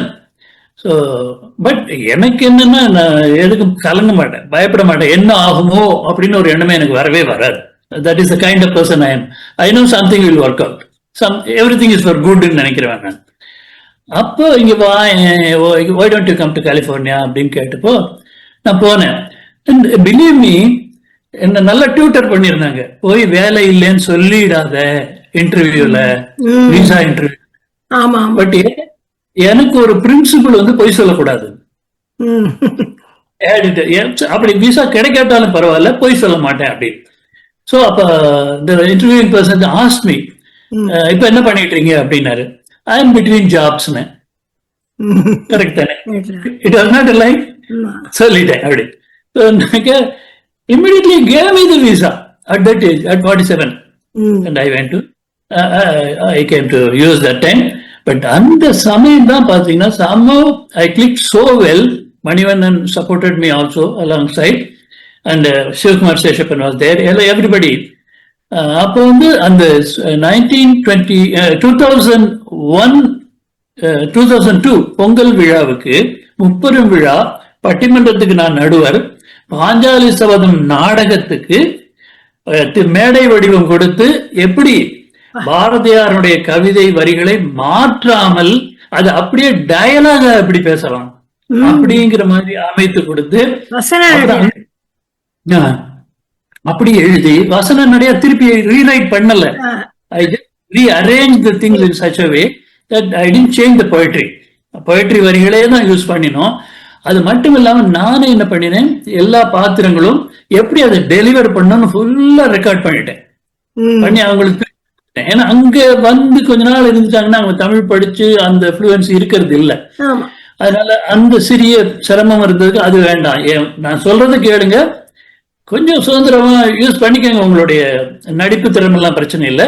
பட் இந்த உணர்ச்சி இப்படி வரணும், இந்த வரிகளை இப்படி டெலிவர் பண்ணணும் அப்படி சொல்லி அது ஒரு மிகப்பெரிய வெற்றி. அது மிகப்பெரிய வெற்றி. பாஞ்சாலி சபதம் அந்த சமயத்துல அங்கே கண்டது ஒரு ரொம்ப மகிழ்ச்சி. ஸோ பட்டிமன்றமா ஆச்சு, இதுலயும் ஆச்சு. தவிர அங்க கலிபோர்னியா தமிழ் பள்ளி இருக்கு, தமிழ் அகாடமின்னு சொல்லுவாங்க. அது அங்க வந்து என்ன அரேஞ்ச் பண்ணாங்கன்னா, எங்களுக்கு 6 மாதம் கம்பராமாயணம் கற்றுக் கொடுங்கள் அப்படின்னு சொன்னாங்க. அதுக்கும் பின்னணி இருக்கு. நானும் ஹரிகிருஷ்ணன், ஹரிமொழியின் தொடர்ந்து நம்ம தென்றல் எழுதினாரு, அவரும் அப்புறம் வீரராகவன், கவிஞர் பி வீரராகவன் இருக்காரு, நல்ல கவிஞர். அவர் என்னுடைய நெருங்கிய நண்பர், சிறு வயது நண்பர்கள். நான் சொன்னேன் அந்த காலத்துல கவியரங்கத்துல 75-76 நட்பு நெருக்கமானமே அந்த சமயத்துல, அந்த சமய கவிஞர். நாங்க 3 பேர் என்ன பண்ணினோம்னாக்கா, எங்க வீட்டு மாடி வீடு காலியா இருந்தது, அங்க உட்காந்து முடிஞ்சப்போலாம் கம்பராமாயணத்தை எடுத்து ஃபுல்லா படிச்சு முடிச்சிட்டோம் பொருளோட. ஏன்னா ஹரிகிருஷ்ணன் வீரராகவனுக்கு வந்து கொஞ்சம் வால்மீகி ராமாயணமும் தெரியும், கொஞ்சம் சம்ஸ்கிருதமும் அவருக்கு தெரியும், தமிழ்லையும் தேர்ச்சி, ஹரிகிருஷ்ணனுக்கு தமிழ்ல தேர்ச்சி, எனக்கும் தமிழ் மாரி அழகாற்பட்ட காரணத்தினால நாங்க 3 பேரும் படிக்கும்போது அவ்வளவு உற்சாகமா இருக்கும், ரொம்ப அழகா இருக்கும். அதை படிக்க படிக்க படிக்க அப்படி படித்த காரணத்தினாலதான் மணிவன் இந்த குரூப்ல இருக்கும்போது கொஞ்சம் அது வெளிப்பட்டதுன்னு வச்சுங்களேன். ஹரியம் எழுதுவாரு, நானும் கம்பராமாயணம் பத்தி எழுதுவேன். அப்ப மணிவண்ணன் தான் சொன்னார், நீங்க வாரம் ஞாயிற்றுக்கிழமை தோறும் ஒரு 2 மணி நேரம் கம்பராமாயண வகுப்பு எங்களுக்கு எடுக்க கூடாதுன்னு. அதுக்கு என்ன அப்படி சொல்லி அதை எடுத்தேன். அப்புறம் believe it or not, public speaking course ஒரு நாளைக்கு ஒரு 6 hours எடுத்தேன். அதே கலிபோர்னியா தமிழ் அகாடமியில for all kinds of people, யார் வேணா என்ரோல் பண்ணி வரலாம் அப்படிங்கிற மாதிரி வச்சு, அது எப்படி தமிழ்ல எஃபெக்டிவா பப்ளிக் ஸ்பீக்கிங் எப்படி பண்ணலாம், அது ஒரு அந்த கம்பராமாயணத்துக்கு வரவேற்பு எப்படி இருந்தது? மிகச்சிறப்பான வரவேற்பு. தமிழன் அப்படின்லாம் கேள்விப்பட்டிருக்கீங்கன்னு தெரியல. தமிழன் வந்து அவர் தான் இந்த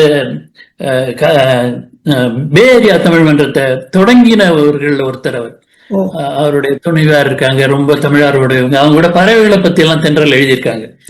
தமிழன் பாக்யராஜ்னு பேரு, அவர் இப்ப இல்ல, அவர் இருந்தாரு. அப்புறம் பல பேர், நிறைய பேர் வந்தாங்க. சில பேர் இவங்க வந்தாங்க, யாரு, ஸ்ரீலங்கன் தமிழ்ஸ் நிறைய பேர் வந்தாங்க. அங்க தமிழ்ஸ் ஆஃப் நார்த் அமெரிக்கான்னு சொல்லி அங்க ஒரு ஆர்கனைசேஷன் இருந்தது. அவங்க வந்து ஸ்ரீலங்கன் தமிழ்ஸ் இருப்பாங்க. அங்க கூட கூப்பிட்டு என்ன பேச வச்சாங்க. நான் அந்த தடவை அந்த தடவை பார்த்தா ஒரு கலக்கிட்டேன்னு சொல்லுவாங்க பாருங்களேன், அந்த மாதிரி நிஜமாவே நடந்தது. 6 மாசம் ஃபுல்லா இருந்தேன். ஏன்னா வேற வேலை இல்லையே இங்க. அதனால ஃபுல்லா 6 மாசம் இருந்தேன். நல்ல சிறப்பா. அது மட்டும் இல்ல, தவிர நான் கணேசன் அவர்கள் என்ன ஹூஸ்டன் தமிழ்ச்சங்கம், அந்த கோவில் இருக்கே ஹூஸ்டன் கோவில்ல, மீனாட்சி அம்மன் கோவில். ஆமா, அங்க பாரதி விழாக்கு கூப்பிட்டாங்க. தவிர என்னுடைய உரையும் இருந்தது, எல்லாமே இருந்தது. அப்படி ரொம்ப எனக்கு ரொம்ப மகிழ்ச்சியான பொழுது அந்த சமயம் மிக சிறப்பாக போச்சு. நீங்க பீஷ்மரா நடிச்சீங்க, அதை பத்தி சொல்லலையே. அது பாஞ்சாலி சபதத்துல பீஷ்மரா நடிச்சேன். அந்த ஃபுல் ஃப்ளோயிங், அந்த ஒயிட் பேர்ட் எல்லாம் வச்சுட்டு சின்ன ரோல். அதனால அதை நடிச்சா அது ரொம்ப நடிக்கிறது ஒரு சந்தோஷமான விஷயம். எப்பவுமே ஒரு மேடை ஏறி நடித்தல்ங்கிறது நமக்கு அந்த கூச்சம் இல்லாத பட்சத்துல, அவை கூச்சம் இல்லாத பட்சத்துல அது ஒரு ரசனை தான். அதுவும் இல்லாம இப்ப நாமளே மேடை வடிவம் கொடுத்த நாடகம் நானே தான் இயக்கினேன், டைரக்ட் பண்ணது நான் தான். அதனால I enjoyed acting that part also. நல்லா சந்தோஷம். அந்த பட்டிமன்றத்துல இருக்கும்பொழுது நடுவராக இருந்தீங்களே, அதுல ஏதாவது மனதுக்கு பிடித்த நிகழ்ச்சிகள் பேசினவங்க, அது ஏதாவது நினைவு வருதா? இங்க 4 நூற்றாண்டு காலம் ஆகிவிட்டது. அதனால என்னால தெளிவா சொல்ல முடியல யார் யாரெல்லாம் கலந்தாங்க, எப்படி பேசினாங்கன்னு. பட் அங்கேயே இருந்து அவங்க பேசுறதுக்கு சிறப்பாக தான் பேசினாங்க, அப்படித்தான் நான் சொல்ல முடியும். ஏன்னா அவங்க வந்து பெரிய பயிற்சி பெற்ற பேச்சாளர்கள் கிடையாது, ஒரு ஆர்வத்துல பேசுறவங்க தான். அதனால நல்ல சுவையா இருந்தது. இப்ப ரொம்ப மாறி போயிடுது, இப்ப எல்லாம் நல்லா பேசுறாங்க. ஆமா ஆமா, நானும் கேள்விப்பட்டேன். அவங்க அணியெல்லாம் அமைச்சுட்டாங்க இப்ப அப்படின்லாம் கேட்கிறேன். இந்தியாவில நடக்கிற மாதிரியே அதை விடவே இன்னும், அதை விடவே சொல்லக்கூடாது, இருந்தாலும் அப்படி எவ்வளவு நல்லா இருக்கு அதெல்லாம். இப்ப இந்தியாவில பட்டிமன்றம் நடக்கல, கவலைப்படாதீங்க. இருந்தாலும் டெலிவிஷன் பட்டிமன்றம் தான். ஆமா, அதுக்கு ஒரு குறிப்பிட்ட 10 பேர் தான் இருக்கும். முந்தைய மாதிரி ஊருக்கு ஊர் பட்டிமன்றம் எல்லாம் பாத்தீங்கன்னா, அந்த சமயங்கள்ல நான் பாத்திருக்கேன், ஊருக்கு ஊர் நிறைய பட்டிமன்றம் நடக்கும், நிறைய பேர் பேசுறதுக்கு வாய்ப்பு, இளைஞர்கள் வருவாங்க, எல்லாமே இருக்கும். இப்போ ஒரு சில பேர் தான். ஏன்னு தெரியல, இப்ப பட்டிமன்றம் சுருங்கி போயிடுது அப்படின்னு தெரியல. அதுவும் ஒரு ஷோவா போயிட்டு ஒரு வித்தியாசமா ஆயிடுது. ஏன்னா முந்தி வந்து பாத்தீங்கன்னா இலக்கிய நயம் உள்ள பட்டிமன்றங்கள் இருக்கும். இப்போ பணப்பை இருக்க வேண்டியது மாமியார் கையிலயா மனைவி கையிலயா, இந்த மாதிரி ஏதோ ஒரு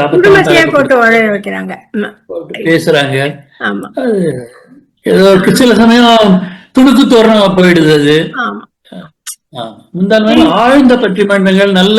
இப்ப அது மாதிரி பேசும் பொழுது நிறைய சினிமா பாட்டை கோட் பண்றாங்க. அப்பெல்லாம் இலக்கிய சிலப்பதிகாரம், கம்பராமாயணம் கூட எல்லாத்துலயும் சொல்லி அவ்வளவு அழகா பேசுவாங்க, நல்லா இருக்கும். இப்ப அப்படி சொல்ல முடியாது.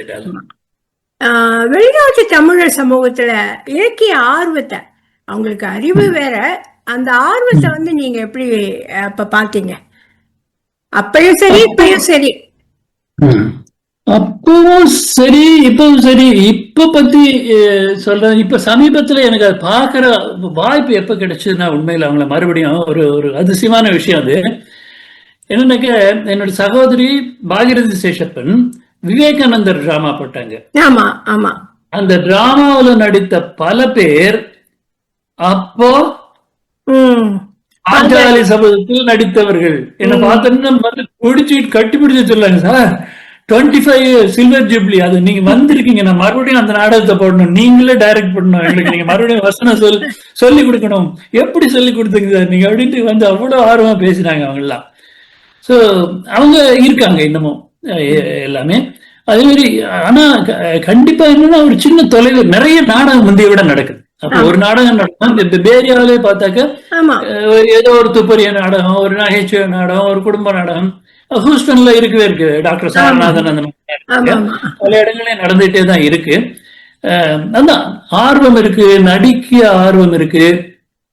என்னன்னா கொஞ்சம் அது எனக்கு அப்படி தோணுதான்னு தெரியல, கொஞ்சம் சினிமா மோகம் கொஞ்சம் அதிகமா இருக்கு. சினிமா பாட்டு, சினிமாக்காரங்க அவங்க வந்து உங்களை ஒரு கீழ்த்தனமா நடத்த விட பரவாயில்லன்னு அவங்களை கூட்டிட்டு வந்து ப்ரோக்ராம் பண்ற அளவுக்கு இருக்கு. பட் எல்லாரும் கீழ்த்தனமா நடத்துறாங்க நான் சொல்ல, அது தவறு, அப்படி சொன்ன தவறு. ஆனா என்கிட்டயே சொல்லியிருக்காங்க, அவர் வந்தாரு இப்படி எங்களை நடத்தாரு, இதை டிமாண்ட் பண்ணாரு அப்படின்லாம் சொல்லுவாங்க.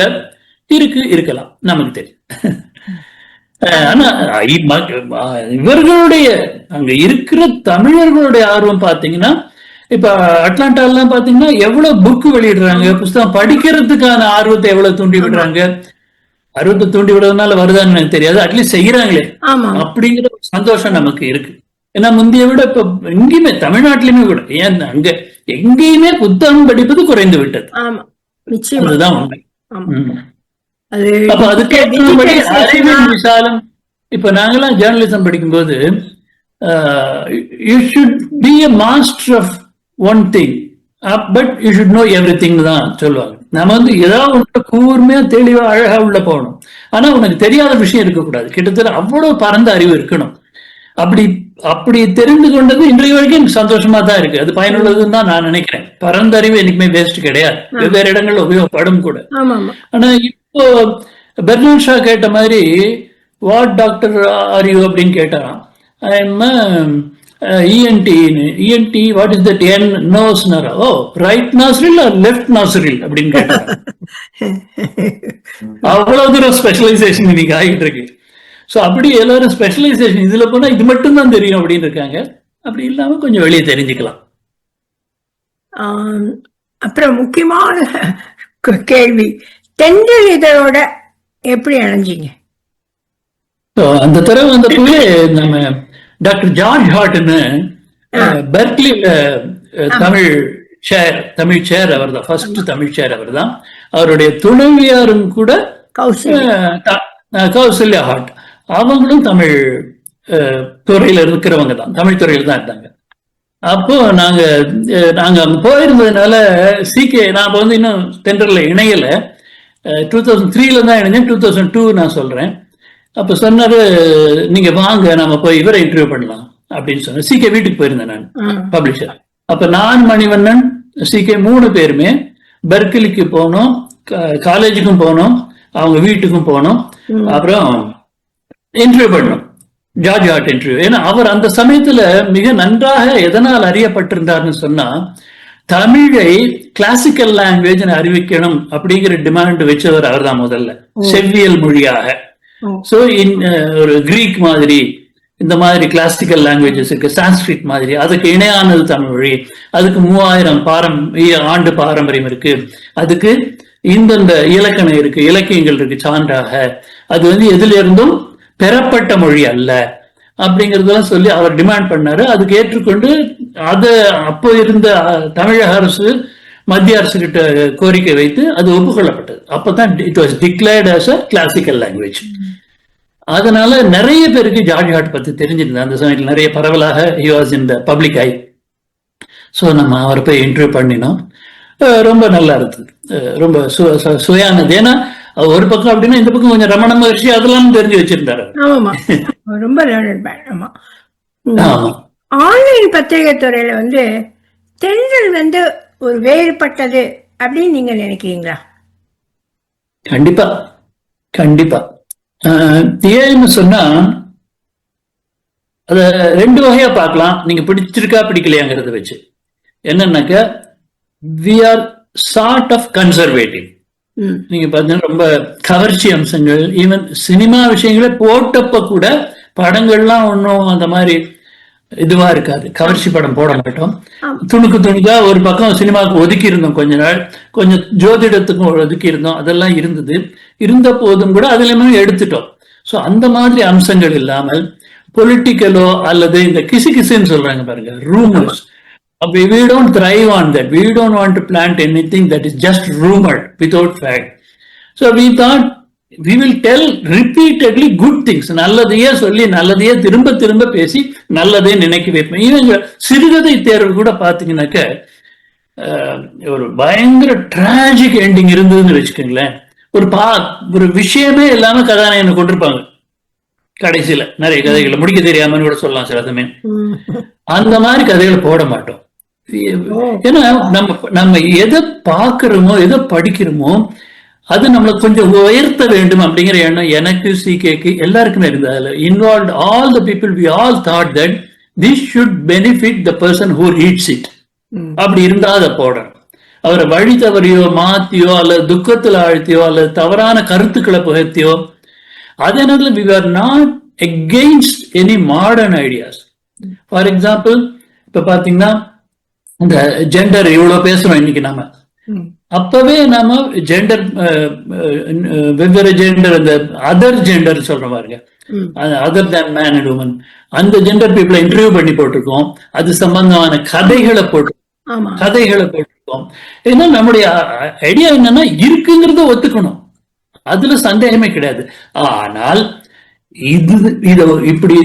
இதைத்தான் உயர்த்தி பேசணும் அப்படின்னு நமக்கு கிடையாது. அதாவது ஆண் தான் உயர்ந்தவன், பெண் தான் உயர்ந்தவன், அல்லது அது அல்லாத மாற்றுப்பாலினத்தவர் தான் உயர்ந்தவர், அப்படி கிடையாது. எல்லாரும் மனிதர்கள். இன் தட் ரெஸ்பெக்ட் எல்லாரும் சமம். அதனால எல்லாருக்கும் ஒரே மரியாதை நாம கொடுக்க வேண்டும், ஒப்புக்கொள்ள வேண்டும். Their existence just by we cannot closing the eyes we don't achieve anything. அவங்க இல்லாம ஆக்கிட முடியாது நம்மளால. அப்படிங்கனால புதிய எண்ணங்களையும் நம்ம வரவேற்றோம், கவிதைகளாகட்டும் கதைகளாகட்டும். But at the same time சிந்தனையை சீரழிக்கிற, சமூகத்தை சீரழிக்கிற எண்ணங்கள், கருத்துக்கள், வக்கரங்கள் அதையெல்லாம் நம்ம ஒருபோதும் போட்டதே இல்லை. அதான் முதன்மை ஆசிரியரா நீங்க ரொம்ப நாள் செயல்பட்டு இருக்கீங்க இல்லையா, அதுல ஏதாவது சவால்கள் வந்ததா? பெரிய சவால் இல்லை. காரணம் என்னன்னா, நாங்க ஒத்த எண்ணம் உடையவராக இருந்தோம், நானும் சிகேயும். அப்படிங்கிறதுனால பெரிய சவால் எதுவும் கிடையாது. எங்களுடைய பிக்கஸ்ட் சவால் பேண்டமிக் தான். ஏன்னா அது வரைக்கும் ஓஹோன்னு 30-40 மாநிலங்களுக்கு அமெரிக்காவில பிசிக்கலி பிரிண்ட் பண்ணி அழகான இதழ், நல்ல வரவேற்பு. எங்க போனாலும் தென்றல்னா கண்டிப்பா தெரிஞ்சிருந்தது. இன்ஃபேக்ட் அங்க போயிட்டு வந்தவங்க பல பேர் இங்க கொண்டு வந்திருக்காங்க, தென்றல் எடுத்துட்டு வருவாங்க. அந்த அளவுக்கு இருந்தேன். சொல்லி நான் தென்றல் வீட்டுல வச்சிருக்கேன். கல்யாணங்கள்ல பார்க்கும்போது நீங்க தான் ஆசிரியரா, நான் தென்றல் கொண்டு வந்தேன் அமெரிக்கா போயிட்டு வரும்போது, அப்படிலாம் சொல்லுவாங்க. நான் வந்து எங்க காலேஜுக்கே ஒரு இது அனுப்ப சொல்லி சார், ஒரு இஷ்யூ. அவங்க வந்து இங்க இருந்து காலேஜுக்கு வந்து ஒவ்வொரு மாசமும் அனுப்புவாங்க, நான் படித்த காலேஜுக்கு ஃப்ரீயா. அதே மாதிரி ஒரு கிரீன் கார்டுன்னு ஒரு கதை அம்புஜவல்லி தேசிகாச்சாரியன் எழுதினாங்க. அந்த கதை ஆக்சுவலி எல்லாம் பிரபலமான பல ஆசிரியர்கள் ரொம்ப பாராட்டி பேசியிருக்காங்க. அவார்டு கொடுக்கணுங்கிற மாதிரி இங்க இந்துமதி அவங்க எல்லாம் ரொம்ப பொழுது பேசினாங்க அந்த சமயத்துல. அந்த மாதிரி மிகச்சிறந்த கதைகள், மறக்க முடியாத பல கதைகள் வந்ததுண்டு. இப்ப இருக்க ஜெயராமன் அவருடைய கதைகள், அவருடைய முதல் கதை தென்றல்ல வந்தது, அவரே சொல்லுவார். அதுக்கப்புறம் தான் எழுதி அறியப்பட்டேன். அது வந்ததும் இல்லாம அது வந்து மேடை நாடகமா எக்கச்சக்கமான ஓடுது, இன்னமும் ரொம்ப பிராபல்யம். அவருக்கு அதுல ரொம்ப சந்தோஷம். அதான் அதனால அது போல பல விஷயங்கள் நம்ம மிக மிக அருமையான இது மேடை அமைத்து கொடுத்திருக்கிறோம். ஒண்ணு நாம என்னன்னா, இப்போ ஓரளவு கொஞ்சம் கொஞ்சம் இங்க இந்தியாவில இருந்து எழுதினாலும் போடுறோம். அப்ப எப்படின்னா, அமெரிக்காவில் இருக்கிற தமிழர்களுக்கு அது ஒரு பாலமா இருக்கணும், மேடையாக இருக்க வேண்டும், அவர்களுடைய திறமைகளை முற்படுத்த வேண்டும், நம்ம முன்னுக்கு எல்லாருக்கும் அறிய தர வேண்டும்னு பாத்தீங்கன்னா, எல்லா cultural association, scientific association, schools, இப்படி எல்லாரும் நமக்கு நியூஸ் அனுப்புவாங்க. அப்ப அவ்வளவு மதிப்பு இருந்தது, போட்டி போட்டு அனுப்புவாங்க. ஆமா, நிறைய கவரேஜ் பண்ணுவோம், எல்லாரையும் கவரேஜ் பண்ணுவோம். அண்ட் நிறைய அப்கமிங் டேலண்ட்ஸ், நம்ம வந்து யாருமே சின்னவங்கன்னு பார்க்க மாட்டோம். We will give them place. வரட்டும், அப்படித்தானே வரணும். புகழ் அடைந்த பிறகு அட்டையில போடல ஒரு சாதனையே கிடையாது. எழுந்து வரும்போது அவனுக்கு ஊக்கம் கொடுக்கணும் அப்படின்னு ஒரு திறந்த மனதோடு நம்ம சமுதாயத்தை அணுகணும், தமிழ் சமுதாயத்தை. ஒரு நல்ல முதன்மை ஆசிரியருக்கு இருக்கக்கூடிய பண்புகள், தேவையான பண்புகள் என்னன்னு நீங்க சொல்லுங்களேன். இவ்வளவு வருஷம் இருந்ததுனால நம்மளை பார்த்து யாரும் பயப்படக்கூடாது. இந்த பத்திரிகை படிக்காமலே தூக்கி போட்டுருவாங்க அப்படின்னு யாருமே நினைக்க கூடாது. படிச்சுட்டு பப்ளிஷ் பண்ணதும் கண்டிப்பா எல்லாத்தையும் பண்ண முடியாது நம்மளால, பண்ணாவிட்டாலும் அதுக்கு உரிய மதிப்பை கொடுத்து படிச்சுட்டு இது எங்களுக்கு பொருந்தவில்லை அப்படின்னு வேணா சொல்லுவோம். அப்படித்தானே தவிர நாம வந்து ஒரு மாதிரி விலக்குவதோ, எரிச்சல் படுறதோ, கோவப்படுறதோ, அல்ல போன்ல கூப்பிட்டு பேசுவாங்க, பல பேர் கூப்பிடுவாங்க. அவர் என்னோட போன் நம்பர் புக்ல இருக்காது, ஆனா பல பேர் பப்ளிஷரை கேட்டு வாங்கிலாம் பேசுவாங்க. எல்லார்கிட்டையும் நல்லபடியா நான் பேசுவேன். அதான் சொல்றேன், அடிப்படையில் என்னன்னா ஒரு மனிதநேயம் நமக்கு இருக்கணும், எல்லாரையும் மதிக்கிற பண்பு நம்ம கிட்ட இருக்கணும். அது ரொம்ப முக்கியம் நான் நினைக்கிறேன். அப்புறம் இன்னொன்று என்னன்னா, நம்ம எந்த மொழி ஆசிரியரோ அந்த மொழியில நமக்கு ஒரு கமாண்ட் இருக்கணும். இங்கிலீஷ்னா இங்கிலீஷ் கமாண்ட் இருக்கணும், தமிழ்னா தமிழ் கமாண்ட் இருக்கணும். அதே நேரத்துல நான் முதலே சொன்னேன், நான் பத்திரிகை இதழியல் படிக்கும் போது அது இலக்கியம் அல்ல என்று புரிந்து கொண்டேன். இதை நடத்தும் போது அப்படித்தான். இதை நான் உடனே கதை, சிறுகதைனா இலக்கியம், கவிதைனா இலக்கியம், அதுக்காக எல்லாத்தையுமே இலக்கிய நடையில தான் எழுதுவேன். நியூஸ் ரிப்போர்ட் கூட இலக்கிய நடையில தான் எழுதுவேன் அப்படின்னா அப்படி கிடையாது. அந்தந்த மொழி எங்கெங்க எந்த மொழி வேணுமோ அந்தந்த வகையான மொழியில நம்மளால செய்ய முடியும். பிழை இல்லாமல் செய்ய முடிய வேண்டும். எழுத்து பிழை மட்டுமல்லாமல் மொழி பிழைகள் வராம பாத்துக்கணும் நான். ஏன்னா இப்ப நிறைய மொழி பிழைகள் நம்ம பாக்குறோம் பல இடங்கள்லயும். அதுவும் ஒற்றுப்பிழைகள் ஒற்றெழுத்து போட வேணாம்னு நினைக்கிற காலமா இருக்குது. அப்ப இல்ல, நாம கண்டிப்பா உங்களுக்கு தெரியும் அது எனக்கு நிச்சயமாவே ஒற்றெழுத்து இதெல்லாமே நம்ம பார்ப்போம். நல்ல தமிழா இருக்கணும் அப்படின்னு நம்ம பார்ப்போம். மலினமான எதுவும் இருக்கக்கூடாது அப்படின்னு.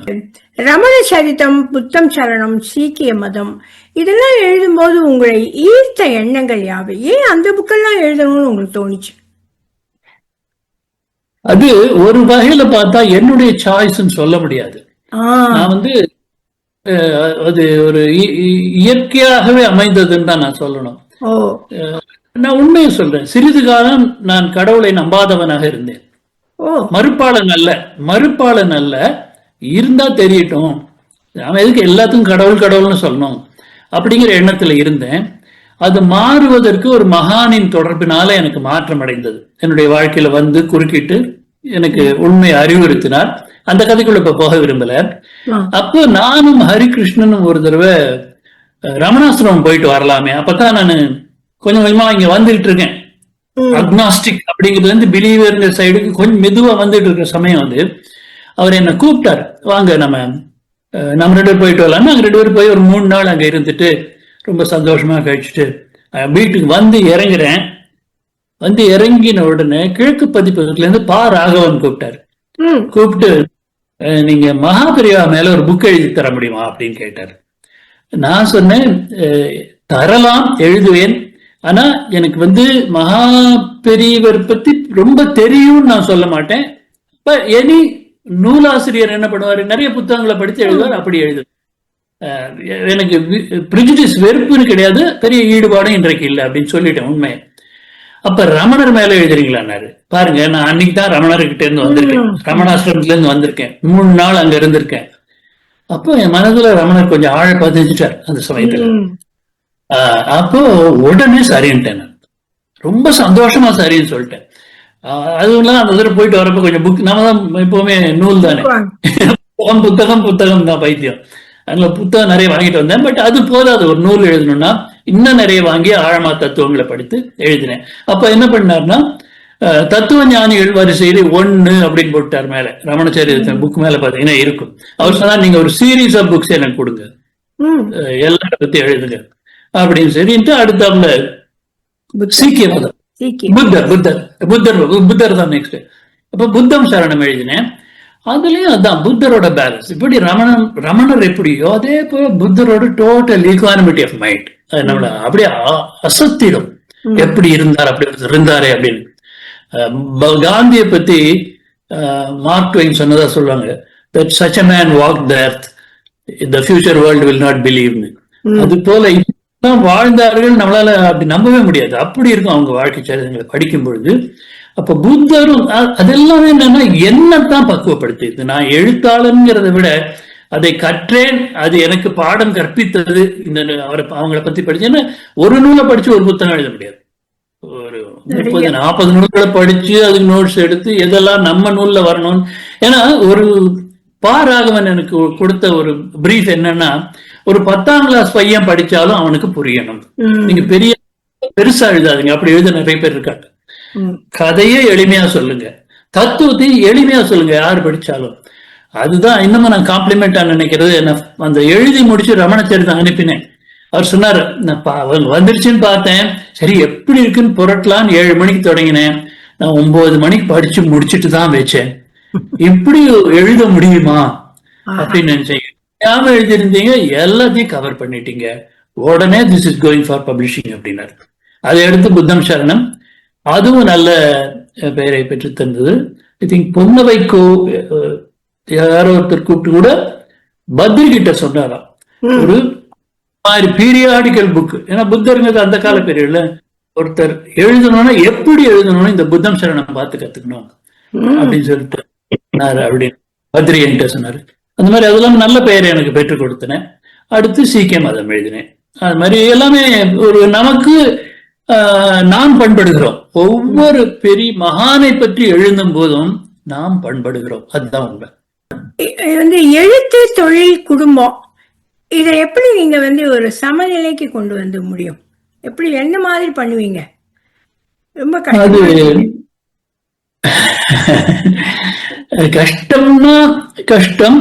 ஆனா எப்படின்னா நம்ம இப்போ ஒருத்தருக்கு ஒருத்தர் காதலிருவர் கருத்தொரிமத்து ஆதரவு பட்டதே இன்பம் ஔவையார் சொல்றாங்க இல்லையா? அது போல நீங்க காதலிச்சு கல்யாணம் பண்ண அப்படி இருக்குன்னு அவங்க சொல்லிருக்கலாம். நான் சொன்னேன் கல்யாணத்துக்கு அப்புறம் காதலிச்சாலும் அப்படிதான். So you should be in love with your wife. She should respect you, you should respect her. If you understand each other, ஒருத்தர் புரிந்து கொண்டு இதுதான் நாம இதுதான் அவங்கன்னு புரிஞ்சுக்கிட்டோம்னா அவங்க செய்யறது நாம கேவலமா நினைக்க மாட்டோம், கஷ்டமா நினைக்க மாட்டோம். நாம செய்யறது அவங்க கேவலமா கஷ்டமா நினைக்க மாட்டாங்க. அது போல ஒத்துழைப்போம். நானும் எனக்கு டைம் கிடைக்கும்போது அவங்களுக்கு உதவுவேன், அவங்க எனக்கு உதவுவாங்க. அப்படிதான் இருந்தது. அதனால பேலன்சிங் கஷ்டம் அப்படிங்கிறது நான் ஒரு கஷ்டம் நான் எப்பவுமே நினைக்கல. இயலும், சந்தோஷமா இருக்கலாம், ஒன்னும் பிரச்சனையே கிடையாது. உங்க வாழ்க்கை அனுபவத்தை ஒரே வரியில சொல்லணும்னா எப்படி சொல்வீங்க? என்னக்க எப்படி சொல்ல, ஒரு நிறைவான வாழ்க்கை, அவ்வளவுதான் சொல்றேன். நிறைவான வாழ்க்கை. எனக்கு இன்னைக்கு கூட எந்த குறையும் கிடையாது. இவ்வளவு சொத்து சேர்க்கலையே, அல்லது இன்னும் கொஞ்சம் பிஹெச்டி பண்ணிருக்கலாமா, அல்லது இந்த பதவியில் இன்னும் கொஞ்சம் மேல போயிருக்கலாமா, அல்லது எனக்கு இன்னும் கொஞ்சம் புகழ் ஒரு மலர் கிரீட்டம் வச்சிருந்திருக்கலாமா, அப்படி எல்லாம் எந்த எதிர்பார்ப்போ விருப்பமோ ஆசையோ லட்சியமோ கிடையாது. எனக்கு நான் ஒரு முழுமையாக உணர்கிறேன், என்னை பற்றியே நிறைவாக உணர்கிறேன். அதனாலே எனக்கு எப்போதுமே குறையாத மகிழ்ச்சி இருக்கிறது. என்னிடம் குறையாத மகிழ்ச்சி இருக்கிறது. அந்த மகிழ்ச்சியை எதுனாலையுமே கலைக்க முடியாது. அப்படிப்பட்ட ஒரு மகிழ்ச்சியுடையவன் நான். 2008ஆம் ஆண்டு விகடன் பதிப்பகத்தால் வெளியிட்ட என்சைக்ளோபீடியா பிரிட்டானிகா, அதோட தமிழ் நூலோட இணை தொகுப்பாசிரியர் எடிட்டர் நீங்க. இது ரொம்ப கடினமான வேலையா? அது வேலை செய்யும் பொழுது உங்களுக்கு ஏற்பட்ட அனுபவங்கள் ஏதாவது உண்டா? கடினம் அப்படின்னு சொன்னா ஒரு டிமாண்டிங் ஜாப்னு சொல்றோம் இல்லையா, அந்த வகையில. காரணம் என்னன்னா, ஒரு கலைக்களஞ்சியம் அல்லது என்சைக்ளோபீடியா, அதுல எல்லா விஷயத்தை பத்தி இருக்கும். அறிவியல்ல இருந்து, புவியியல்ல இருந்து, வரலாற்றுல இருந்து எல்லாமே இருக்கும். அந்த பற்றி எல்லா விதமான நுணுக்கமான டெக்னிக்கல் கலை சொற்கள் எல்லாமே வரும் அதுல. அப்போ அத ஒரு டீம் தமிழ் படுத்துவாங்க.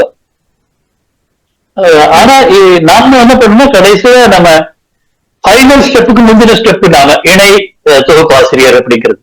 கிட்டத்தட்ட நாம தான் அத ஃபைனல் லெவல்ல தமிழ் எப்படி இருக்கு. இரண்டு விஷயம், ஒண்ணு கலை சொல் போடணும், கரெக்டா இருக்கணும். அதே நேரத்துல படித்தவர்களுக்கும் எளிதா இருக்கு. ரொம்ப சிரமமா இருக்கு.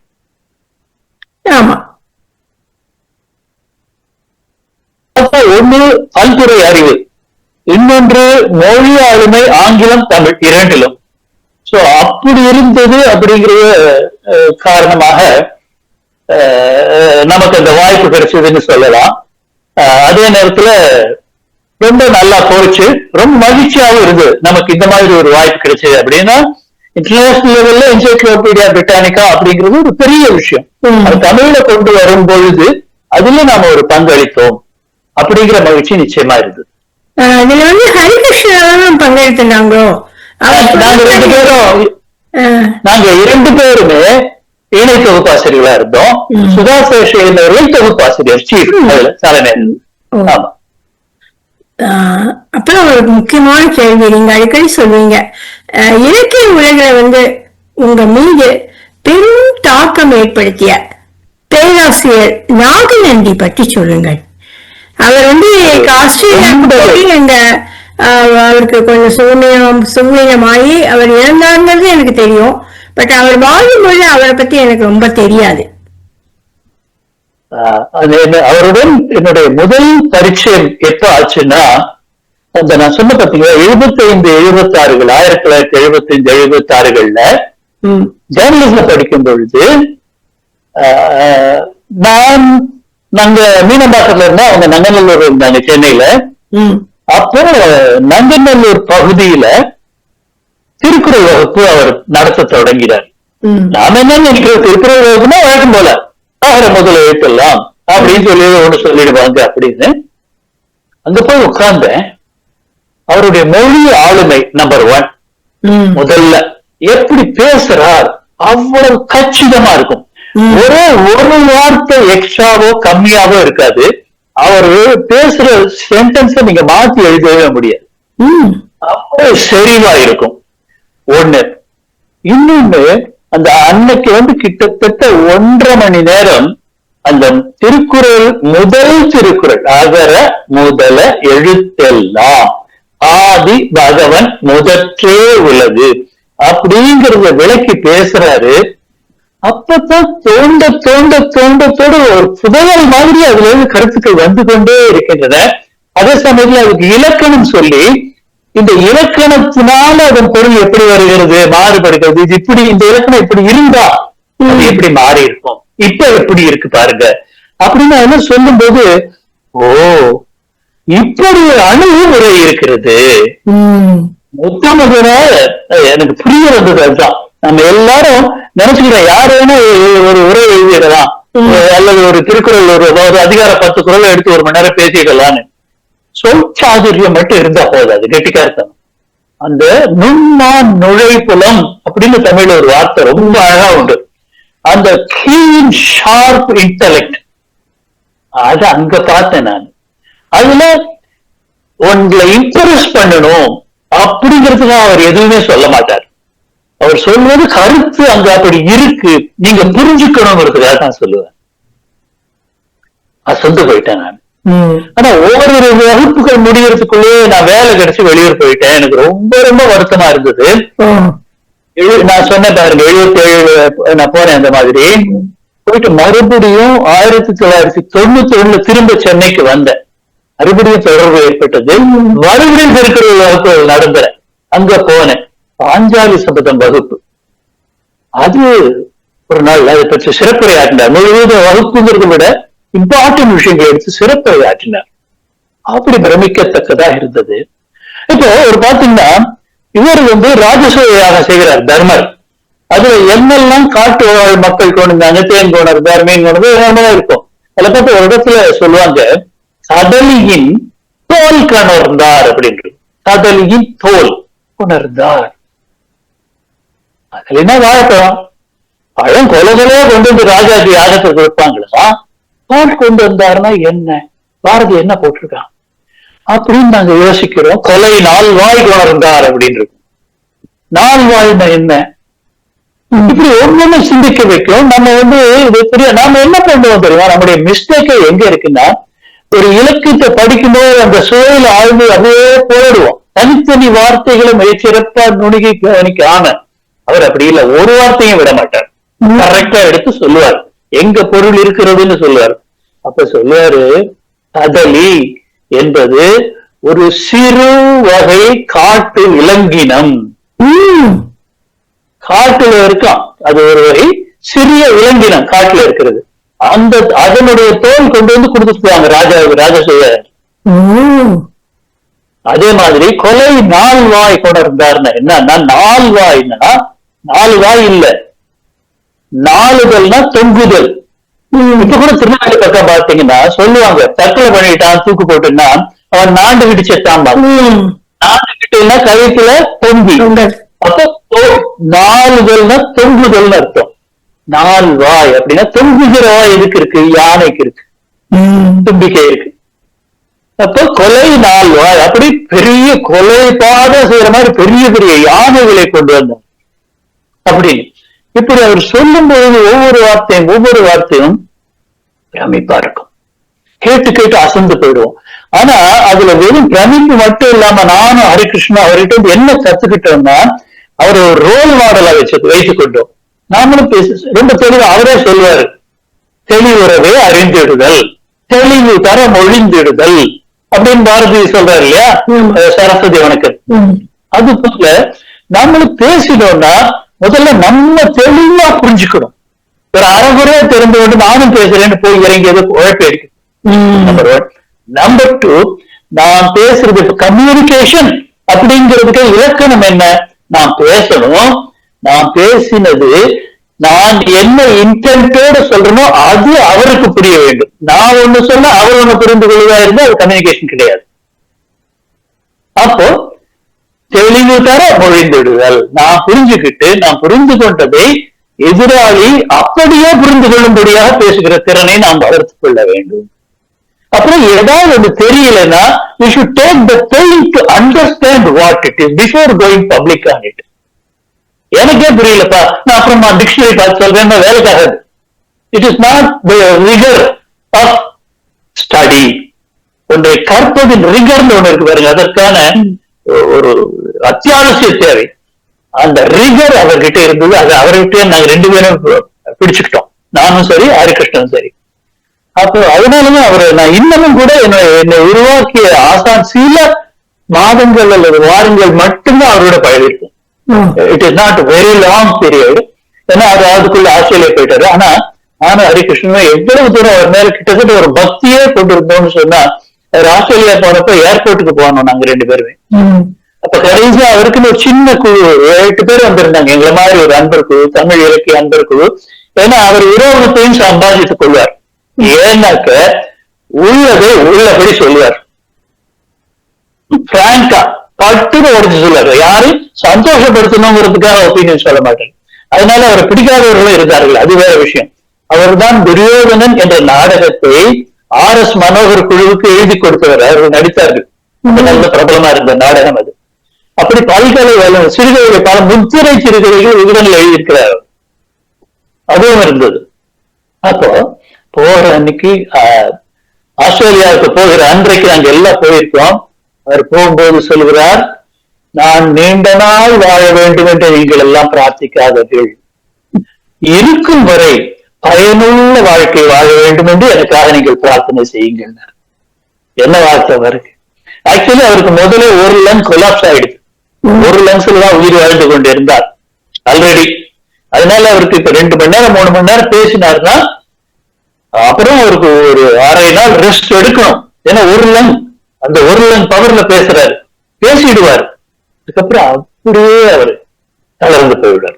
அப்ப அவர் சொல்றாரு, நானும் அதான் நினைச்சுக்குவேன், நீண்ட நாள் வாழறது ஒரு பிரயோஜனம் கிடையாது. ஒரு ஆணை விட 300 ஆண்டு வாழும். அப்படி வாழ்ந்து என்ன பிரயோஜனம்? எவ்வளவு நாள் வாழ்கிறோமோ அதுவரையும் பயனுள்ள வாழ்க்கையாக இது அமைய வேண்டும் அப்படிங்கிற ஒரு எண்ணம் அவர்கிட்ட வந்து கற்றுக்கொண்டு இன்றைக்கும் என்னை வடிவமைத்த ஆசான்களில் முக்கியமான ஒருவராக அவரை நான் கருதி.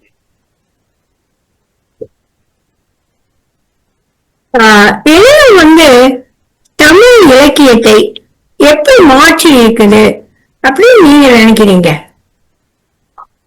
இணையம் எப்படி மாற்றி இருக்கிறது அப்படின்னு உதாரணம் தெரியுமா? சுத்தி பாருங்க.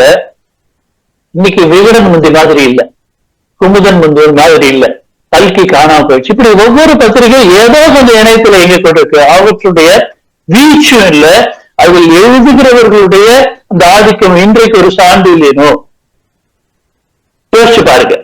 அப்படி ஒரு ஜெயகாந்தனோ அல்ல ஒரு சுஜாதாவோ அவங்க வந்து எவ்வளவு தூரம் இணையத்துல இன்னைக்கு ஏற்படுவாங்கன்னு தெரியல. ரீசர்க்குலேட் பண்ணும்போது நம்ம சுஜாதா கட்டுரை கூட நல்லா இருக்கு, சிரிக்கிறோம், படிக்கிறோம். ஆனாலும் அவ்வளவு நீண்ட கட்டுரைகள், நீண்ட கதைகள், ஈவன் சிறுகதைகள் கூட நீண்ட சிறுகதைகள்ல கிட்டத்தட்ட ஒரு 4 வயசுல இருக்கும். அப்போதான் இன்னைக்கு எழுதவே ஆள் இல்லாம போயிடுச்சு. ஆழமான விஷயங்களை எழுத ஆள் இல்லாம போயிடுச்சு. அப்ப என்னன்னா இப்ப அவரவருக்கு வேண்டியது, இப்ப ஆன்மீகத்துல ஆர்வம் இருக்கிறவர் அல்லது ஒரு பொலிட்டிக்கல் பிலாசபியில ஆர்வம் இருக்கிறவர், அப்படி எனக்கு என்ன ஆர்வம் அதற்கானதை மட்டும் பார்த்து கொண்டு போய்விடுவேன். அது அப்படி அல்லாமல் எங்க வீட்டுக்கு கலைமகள், கல்கி, விகடன், குமுதன் இந்த மாதிரி வந்ததுன்னு வச்சுக்கீங்களேன், அதுல பல விஷயங்களும் இருக்கும், கதையும் இருக்கும், ஆன்மீகமும் இருக்கும். ஏன்னா அவங்க பல்வேறுபட்ட வாசகர்களுக்கு they are catering to them. அந்த அவேர்னஸோடு they try to make a wholesome magazine, they try to do that. Of course உங்களுக்கு தெரியல, இதயம் பேசுகிறது அப்படி இப்படின்னு ஒரே மாதிரி பல பத்திரிகைகள் ஒரு கட்டத்துல வந்தது, நிறைய பேர் தொடங்கி. அப்போ ரொம்ப நகைச்சுவையா சுஜாதா சொன்னாரு, இன்றைக்கு குமுதம் 25 பெயர்களில் வந்து கொண்டிருக்கிறது அப்படின்னு நடந்த காலம் உண்டு, இல்லைன்னு சொல்ல. ஆனாலும் there was variety. அண்ட் அதுல பல்சுவை அம்சங்கள் இருக்கும்படி அவர்கள் பார்த்து கொண்டார்கள். அணுகுமுறை வேறையா இருக்கும். அப்ப கலைஞர்களோட அணுகுமுறை வேறையா இருக்கும், குமுதத்தோடது வேறையா இருக்கும். ஒரு குமுதத்துலதான் நீங்க அப்புசாமியை பார்க்க முடியும், ராஜிவராம் சாமியை எழுத படிக்க முடியும். நான் லைப்ரரியில உட்கார்ந்து படிச்சு அடக்க முடியாம சிரிச்சது உண்டு. சின்ன பையனா இருந்தப்போ நூலகத்துல பெரிய ஹால் இருக்கும், அந்த வாசிப்பறையில எல்லாரும் படிப்போம். அங்க உட்கார்ந்து அப்புசாமியும் ஆப்பிரிக்க அழகியும் அப்படின்னு சொன்னா ஒரு டக்குவலையில ஒரு டான்ஸ் ஆடுவார் அப்புசாமி. அப்போ அடக்க முடியாத நான் சிரிச்சிருக்கேன், இளவரசி இடி இல்லைன்னு படிச்சுட்டு. அதுக்கெல்லாம் இன்றைக்கு வாய்ப்பே இல்லை என்று எனக்கு தோன்று. அந்த அளவு மாறி இருக்கிறது. இணையத்தினுடைய பலன்கள் நிறைய உண்டு, அதை பத்தி கண்டிப்பா சொல்லணும். என்னன்னாக்கா 2000 டெல்லியில ஒரு இன்டர்நெட் கான்பரன்ஸ் நடந்தது 2000. அப்ப chief of content of Chennai online அதை அட்டன் பண்ண போய், அங்க ஒரு கூகுள் சார்பாக வந்திருந்த ஒருவர் பேசினார். அவர் பேசும்போது எனக்கு அப்படியே ஆச்சரியப்பட்டு போயிட்டேன். அவர் சொன்னார், இணையம் எதை நோக்கி போய் கொண்டிருக்கிறது தெரியுமா? எப்படி உங்கள் மூளையில் வாசனை இது என்று கண்டுபிடிக்கிற ஒரு பகுதி இருக்கு, கலர் இதுன்னு ஐடென்டிஃபை பண்றது, டெக்ஸ்டர் இதுன்னு ஐடென்டிஃபை பண்றது, ஏதாவது ஒன்று எல்லா அம்சங்களும் வெவ்வேறு இடங்கள்ல ஸ்டோர் ஆகிதான் மூளை வேலை செய்யுது. அப்போ நீங்க ஒரு மல்லிகை பூவை பார்த்தால் டக்குன்னு அந்த மல்லிகை பூங்கிறது ஒரே இடத்துல இருந்து வரல, வெள்ளை கலர் மூளைன்னு ஒரு பகுதி பார்க்குது, அதனுடைய வாசனையை இன்னொரு பக்கத்துல பார்க்கிறது, அது டெக்ஸ்டர் இன்னொரு இடத்துல பார்க்கறதுக்கு, வாடி இருக்கா இல்ல காம்பு பச்சையா இருக்க. அப்போ பல இடங்கள்ல இருந்து எடுத்து ஒரே இடத்துல சேர்த்து உங்களுக்கு ஒரு தீர்ப்பை உங்கள் மூளை வழங்குகிறது. அது போல இணையம் டிஸ்ட்ரிபியூட்டட் நாலேஜாக இருந்தாலும் எல்லாவற்றையும் உங்களுக்கு ஒரே இடத்தில் சேர்த்து கொடுக்கிற ஒரு அறிவாக வளர்ந்து கொண்டிருக்கிறது. எவ்வளவு உண்மை பாருங்க, இவ்வளவுங்கிற நேரத்துல உங்களுக்கு எல்லா தகவலையும் கொண்டு கொட்டிடும். 33,363 ரிசல்ட்ஸ் சொல்லும். உங்களுக்கு வேண்டியது முதல் 5 இருக்கலாம், இல்ல முதல் 2 இருக்கலாம். இருந்தாலும் எங்க எது இருந்தாலும் உங்க முன்னால தொடர்ந்து கொட்டிவிடும். அப்ப அது ஒரு அறிவு களஞ்சியமாக இருக்கிறது. இன்னொன்னு, இன்னைக்கு என்சைக்ளோபீடியாவுக்கு வேலை கிடையாது, அந்த மாதிரி ஆயிடுச்சு. ஆமா, ஏஐ வந்ததுக்கு அப்புறம் எதுவுமே இல்ல, ஏஐ தான். ஆமா, பாருங்க, இதே குறிப்பா நாட்டை சொல்லியே சொல்ற அமெரிக்காவே தான் intellectual property right, copyright அப்படின்னு சொல்லி உலகம் முழுவதும் போட்டு அடிச்சு தாக்கிட்டு இருந்தாங்க. நீ இதை காப்பி பண்ணிட்ட, எங்களை காப்பி பண்ணிட்ட, எங்களுக்கு பனிஷ்மெண்ட், நீ எங்களுக்கு கப்பம் கட்டுன்னு. இன்னைக்கு அவர்கள் தான் எல்லாத்தையும் ஒரே இடத்துல எடுத்து கொட்டி வேற என்னது எல்லா புக்ஸும் trained on all these books, including Indian philosophy, medicine, take anything, the knowledge is there. எங்க போச்சு காப்பிரைட்? வரும்னு நினைக்கிறேன், ஏஐக்கும் வரப்போகுதுன்னு நினைக்கிறேன். பேசிட்டு இருக்காங்க, நடந்துருச்சு, நடந்து விட்டது, ஆல்ரெடி பண்ணிட்டாங்க. கரெக்ட். இது தவறா ரைட்டான்னு நான் ஜட்மெண்ட் சொல்லலாம். டூ பாயிண்ட்ஸ் ஆஃப் டைம் சொல்றேன். அப்ப வந்து காப்பிரைட் சொன்ன காலம் போய் இன்னைக்கு எல்லாமே எல்லாருக்கும் அவைலபிள்னு வந்துருச்சு. ஒரு இன்டெலக்சுவல் டெமோக்ரஸி வந்துருச்சு இன்னைக்கு. அப்புறம் வந்து இந்த இளம் தலைமுறையினர் வாசிக்கிறாங்க, வாசிக்கல, அதை பற்றி உங்களோட கணிப்பு என்ன? என்னன்னா, அரௌண்ட் 75-76 ரொம்ப very famous book Canadian communication specialist எழுதினார், மார்ஷல் மக்லூஹன். அவர் சொல்லுவார், மீடியம் இஸ் த மெசேஜ் பார். ரொம்ப ஃபேமஸா இருந்தது ஒரு சமயத்துல அந்த செய்தி. அவரோட அந்த புக்ல தான், மீடியம் இஸ் த மெசேஜ்ங்கிற புக்ல தான் குளோபல் வில்லேஜ் அந்த மாதிரி பிரயோகம் எல்லாம் பண்ணியிருந்தேன். இருந்தாலும் இப்ப சாதாரணமா நாம யூஸ் பண்றோம் குளோபல் வில்லேஜ்னு. அவர் தான் முதல் யூஸ் பண்ணவர் குளோபல் வில்லேஜ் அப்படின்னு எல்லாம் சொல்லி. அப்போ இன்னைக்கும் கூட medium is the message. So print medium is the message for a different kind of thing, right? Audio visual medium is for a different kind of thing. So அவரோட அந்த உண்மை என்னன்னாக்க ஒவ்வொரு மீடியமும் தனக்காக தானே தான் எதை சொல்ல வேண்டும் என்பதை தேர்ந்தெடுத்துக் கொள்கிறது, அதை நாம் பயன்படுத்திக் கொள்வோம். அப்படித்தான் இருக்கு கிட்டத்தட்ட. ஆனா இப்ப வர என்னன்னா இன்டகிரேட்டட் மீடியமா ஆயிப்போச்சு. It is not a single medium இல்லையா? Audio visual at the same time you can read something scrolling on there. It is not one thing, it is a composite medium ஆயிப்போச்சு. This here also medium is the message. இதற்கேற்றதை தேர்ந்தெடுத்து நாம் அதை பயன்படுத்திக்கணும். அப்போ எதுக்கு சொல்ல வர்றேன்னா இதுக்கு அடாப்ட் ஆயிட்டாங்க. ஒரு சின்ன குழந்தை, நான் இன்னைக்கு கூட எங்க வீட்டுக்கு சில விருந்தாளிகள் கொஞ்ச நேரம் ஒண்ணு வந்திருந்தாங்க.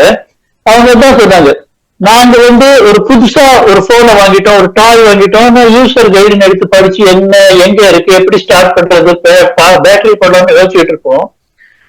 அந்த 5 வயசுக்கு அதுக்குள்ள பேட்டரியை போட்டு அதை யூஸ் பண்ணிக்கிட்டு இருக்கோம். அதுக்கு தெரியும் ரொம்ப ஆச்சரியம். நானும் அனுபவப்பட்டேன்.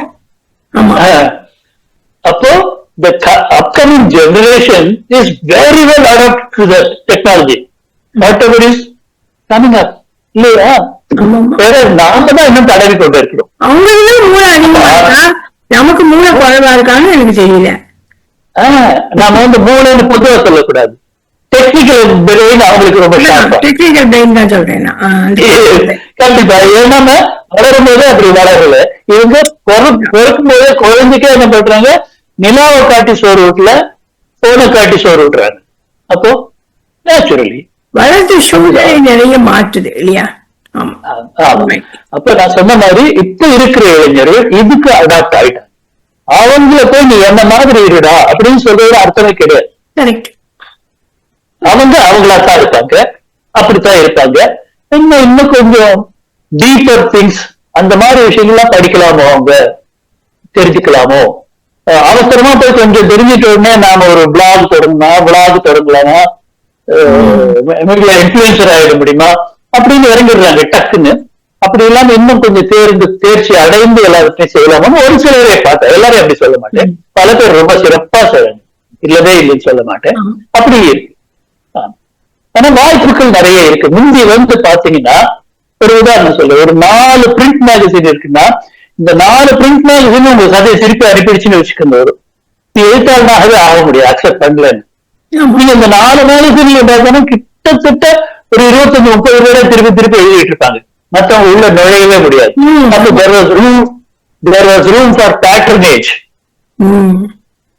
எனக்கு பிடிச்சவங்கள நான் போடுவேன் அப்படின்னு சொல்லலாம். இன்னைக்கு போவான்னு சொல்லிட்டு அவனே போட்டுருவான். எங்க வேணுமோ அவங்க படிக்கிறவன் படிச்சுட்டு போட்டு, பிடிச்சவன் படிக்க போறான், அவனுக்கு 1000 படிப்பாங்க இல்லையா?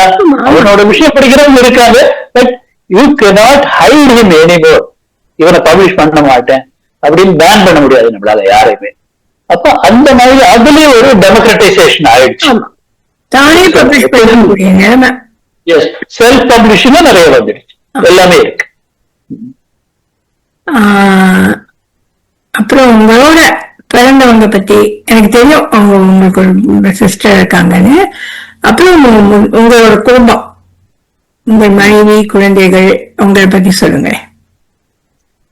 பாகிரதி சேஷப்ப நாங்க கண்டிப்பா அமெரிக்கால இருக்கிறவங்க பொதுவாகவே நிறைய தெரிஞ்சிருக்கோம். எனக்கு பொன்னியின் செல்வன் மாதிரி மானுமெண்டல் பிளே ஒண்ணு ஸ்டேஜ் பண்ணாங்க. மேடை கதை வசனம் எழுதி எனக்கு இங்க படம் எடுக்க போறேன்னு சொல்லி கமலஹாசன் உட்பட எடுக்க முடியாத சமயத்துல மணிரத்னம் அவர்கள் எடுக்கிறதுக்கு முன்னாடியே அவங்க அங்க போட்டாங்க. அப்புறம் சிகாகோவிலையும் கேட்டு அங்கேயும் போய் போட்டாங்க. முதல்ல கலிபோர்னியால போட்டாங்க. Everywhere it was a success. அந்த மாதிரி பல நாடகங்கள் அவங்களுக்கு சொல்ல முடியும். நல்ல வேல்யூ பேஸ்டு நாடகங்கள், பல நாடகங்கள் அங்க போட்டாங்க. லேட்டஸ்ட் அப்படின்னு விவேகானந்தர் நாடகம் நான் சொன்னேன், அந்த மாதிரி போட்டாங்க. சக்தின்னு ஒண்ணு போட்டாங்க. அபிராமி கலைக்கூடம் அவங்க தொடங்கி வச்சிருந்தாங்க. அதனால அவங்களுக்கு செட் ஆஃப் ஆக்டர்ஸ் இருக்காங்க. இவங்க ஸ்கிரிப்ட் டைரக்ஷன் ரெண்டுமே இவங்க பாத்துக்குவாங்க. ஸ்டோரி, ஸ்கிரீன் பிளே எல்லாத்தையும் இவங்க பாத்துருவாங்க. நடிக்கிறதுக்கு டைரக்ஷனே இவங்க பண்ணிடுவாங்க. அந்த மாதிரி மிகவும் திறமை வாய்ந்தவர். அதுல கொஞ்சம் கூட எனக்கு ரொம்ப பெருமை. அதுல தட் இஸ் ஆல்வேஸ் தேர். இரண்டாவது, என்னுடைய மனைவி very very dedicated wife. I always think கடவுளுடைய வரம் என்று நான் நினைக்கிறேன் என்னுடைய மனைவியை. ஏன்னா ரொம்ப ரொம்ப இணக்கமாக இருப்பார். எங்களுக்குள்ள சண்டைன்னு மேபி ஒரு எங்களுடைய 40 ஆண்டு காலத்துல ஒரு தடவை ஏதாவது வந்திருக்கலாம் தப்பித்தாரிய தவிர பிணக்கு அப்படின்னு கிடையவே கிடையாது எங்களுக்குள்ள. ஒரு மனதை அறிந்து நான் விட்டு கொடுப்பேன், இல்லைன்னா அவங்க விட்டு கொடுத்துருவாங்க. அது கண்டிப்பா நடக்கும். So it is a very smooth riding. At the same time, she was a first class graduate. நல்ல படிச்சவங்க. நான் இப்பவும் கூட she continues to read lot of books, continues to learn lot of things. Even today, ஒரு 4 level Sanskrit pass பண்ணாங்க. இது பகவத்கீதை, இப்படி நாராயணியம், இந்த மாதிரி பல்வேறு விஷயங்கள் கற்றுக்கொண்டே இருக்கிறார்கள். இல்லாத கற்றுக் கொடுத்து கொண்டிருப்பார்கள். ரெண்டுல ஒண்ணு நடக்கும். She will be either learning and she will be teaching, because again இது வந்துருச்சதுனால, இந்த மாதிரி மீடியா வந்துட்டதுனால ஆன்லைன் சொல்லிக் கொடுக்க முடிய வகுப்புகள்னா பிசிக்கல் பிரசன்ஸ் வேண்டாங்கிறதுனால அது தொடர்ந்து நடந்து கொண்டே இருக்கிறது. அது மாதிரி உங்களுக்கே தெரியாது, எங்க வீட்டுல சாப்பிட்டுருக்கீங்க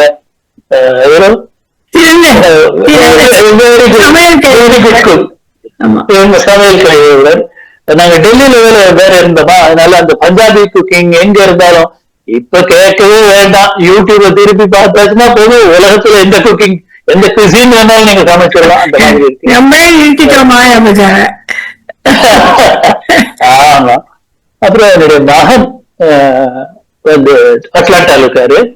அவருக்கு திருமணம் ஆகிவிட்டது. 2 குழந்தைகள், 10 வயது மகனும் 7 வயது பெண் குழந்தையும் இருக்கிறார்கள்.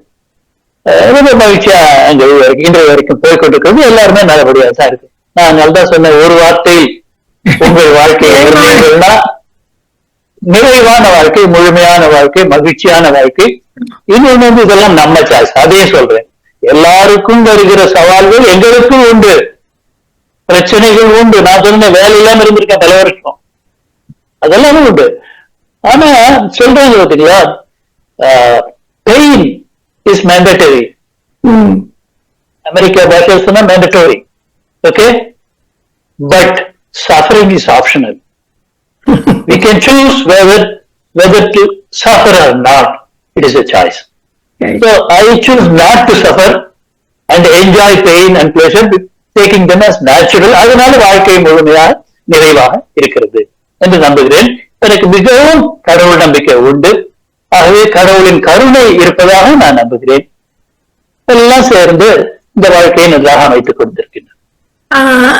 எனக்கு ஒரே ஒரு இதுதான், நீங்க ஏன் வந்து எழுத்துக்க கலையை வந்து தொடரல? இவ்வளவு தூரம் உங்களுக்கு இருக்கும் பொழுது அது தொடர்ந்து இருக்கலாமே.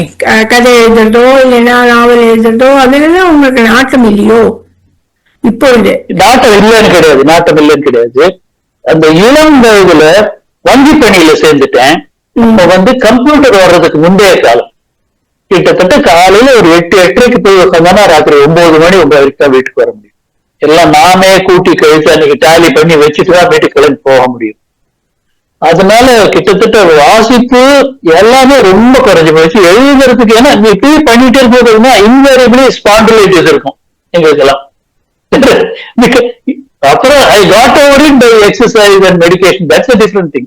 But during that time even ட்ரீட்மெண்ட்டுக்கு போக டயர், ஆபீஸ் ஈவன் ஹாலிடேஸ்ல ஆபீஸ், அந்த அளவுக்கு எல்லாம் இருந்திருக்கும். அதனால அந்த சமயத்துல எழுதணுங்கிற எண்ணமே வச்சு கொஞ்சம் போயிட்ரி, இங்கிலீஷ் போயிட்ரி எல்லாம் கொஞ்சம் பரிசு வாங்கினேன் டெல்லியில. அந்த மாதிரிலாம் சின்ன அளவுல ஒரு தீங்கிற சிறுகதை எழுதினேன், அவ்வளவுதானே வரைய உட்கார்ந்து எழுதணுங்கிற அந்த அளவு நேரமோ திங்கிங்கோ முடியவே முடியாது.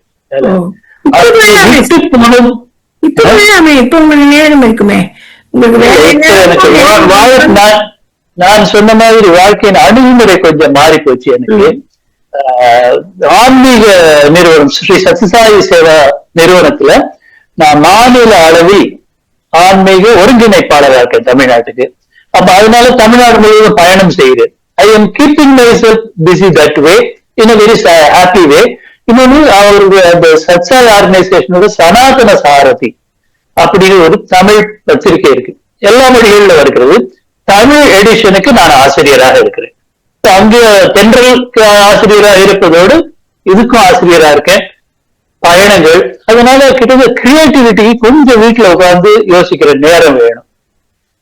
இன்னொன்னு அதற்கான மனப்பான்பு வேற, அது கொஞ்சம் மாறி போச்சு எனக்கு ஆன்மீக சைடுல வந்ததுனால. இப்ப கொஞ்சம் மெடிடேஷன், பிராணாயாமம், யோகா அந்த மாதிரி விஷயங்கள் ஈடுபாடு அதிகமாகிவிட்டது. அப்போ அதான் நான் முன்னையே கூட சொன்னேன். நம்ம சுஜாதா சொன்னாரு, ஒருத்தன் எழுத்தாளனா இருக்கணும்னா எங்கேயாவது ஒரு இடத்துல வலிக்கணும்னு. அப்போ பெண் சிசுக்களை பத்தி மனசு குத்தி வலிச்சப்போ கவிதை எழுதினேன். அந்த சீக்கிய சிறுவனை எரித்த போது மனசு வலிச்சப்போ எழுதினேன். I found the time. இப்ப எல்லாத்தையும் பாக்குறேன். என்னுடைய அப்ரோச் எப்படி இருக்குன்னா, நம்ம பிரார்த்தனை பண்ணுவோம், எங்க கஷ்டம் நீங்கட்டும் பிரார்த்தனை செய்யலாம். அந்த மாதிரி இருக்கு. அதுவும் வருது, கஷ்டமா இருக்கு. அதனால இதை நான் எழுதினதுனால ஒரு புரட்சி கொண்டு போய் இட போறேன்னான்னு தெரியல, வந்துட போகுதான்னு எனக்கு தெரியல. அதற்கு இறைவனை பிரார்த்தித்தால் நல்லது நடக்கும் என்பதாக என்னுடைய மனப்போக்கில் மாற்றம் ஏற்பட்டு விட்டது.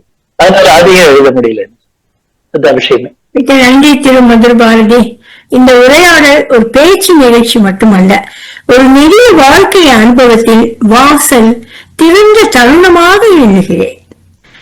உங்களுடைய நினைவுகள், உங்களுடைய ஆசிரியர்கள், உங்களுடைய தோல்விகளும் வெற்றிகளும், உங்களுடைய பணிவும் பொறுப்புணர்வும், வாழ்க்கை என்பது புகழுக்கானது அல்ல, சமூகத்திற்கானது என்ற பொறுப்பு, அந்த ஒரு உணர்வை ஆழமாக விதைத்தது.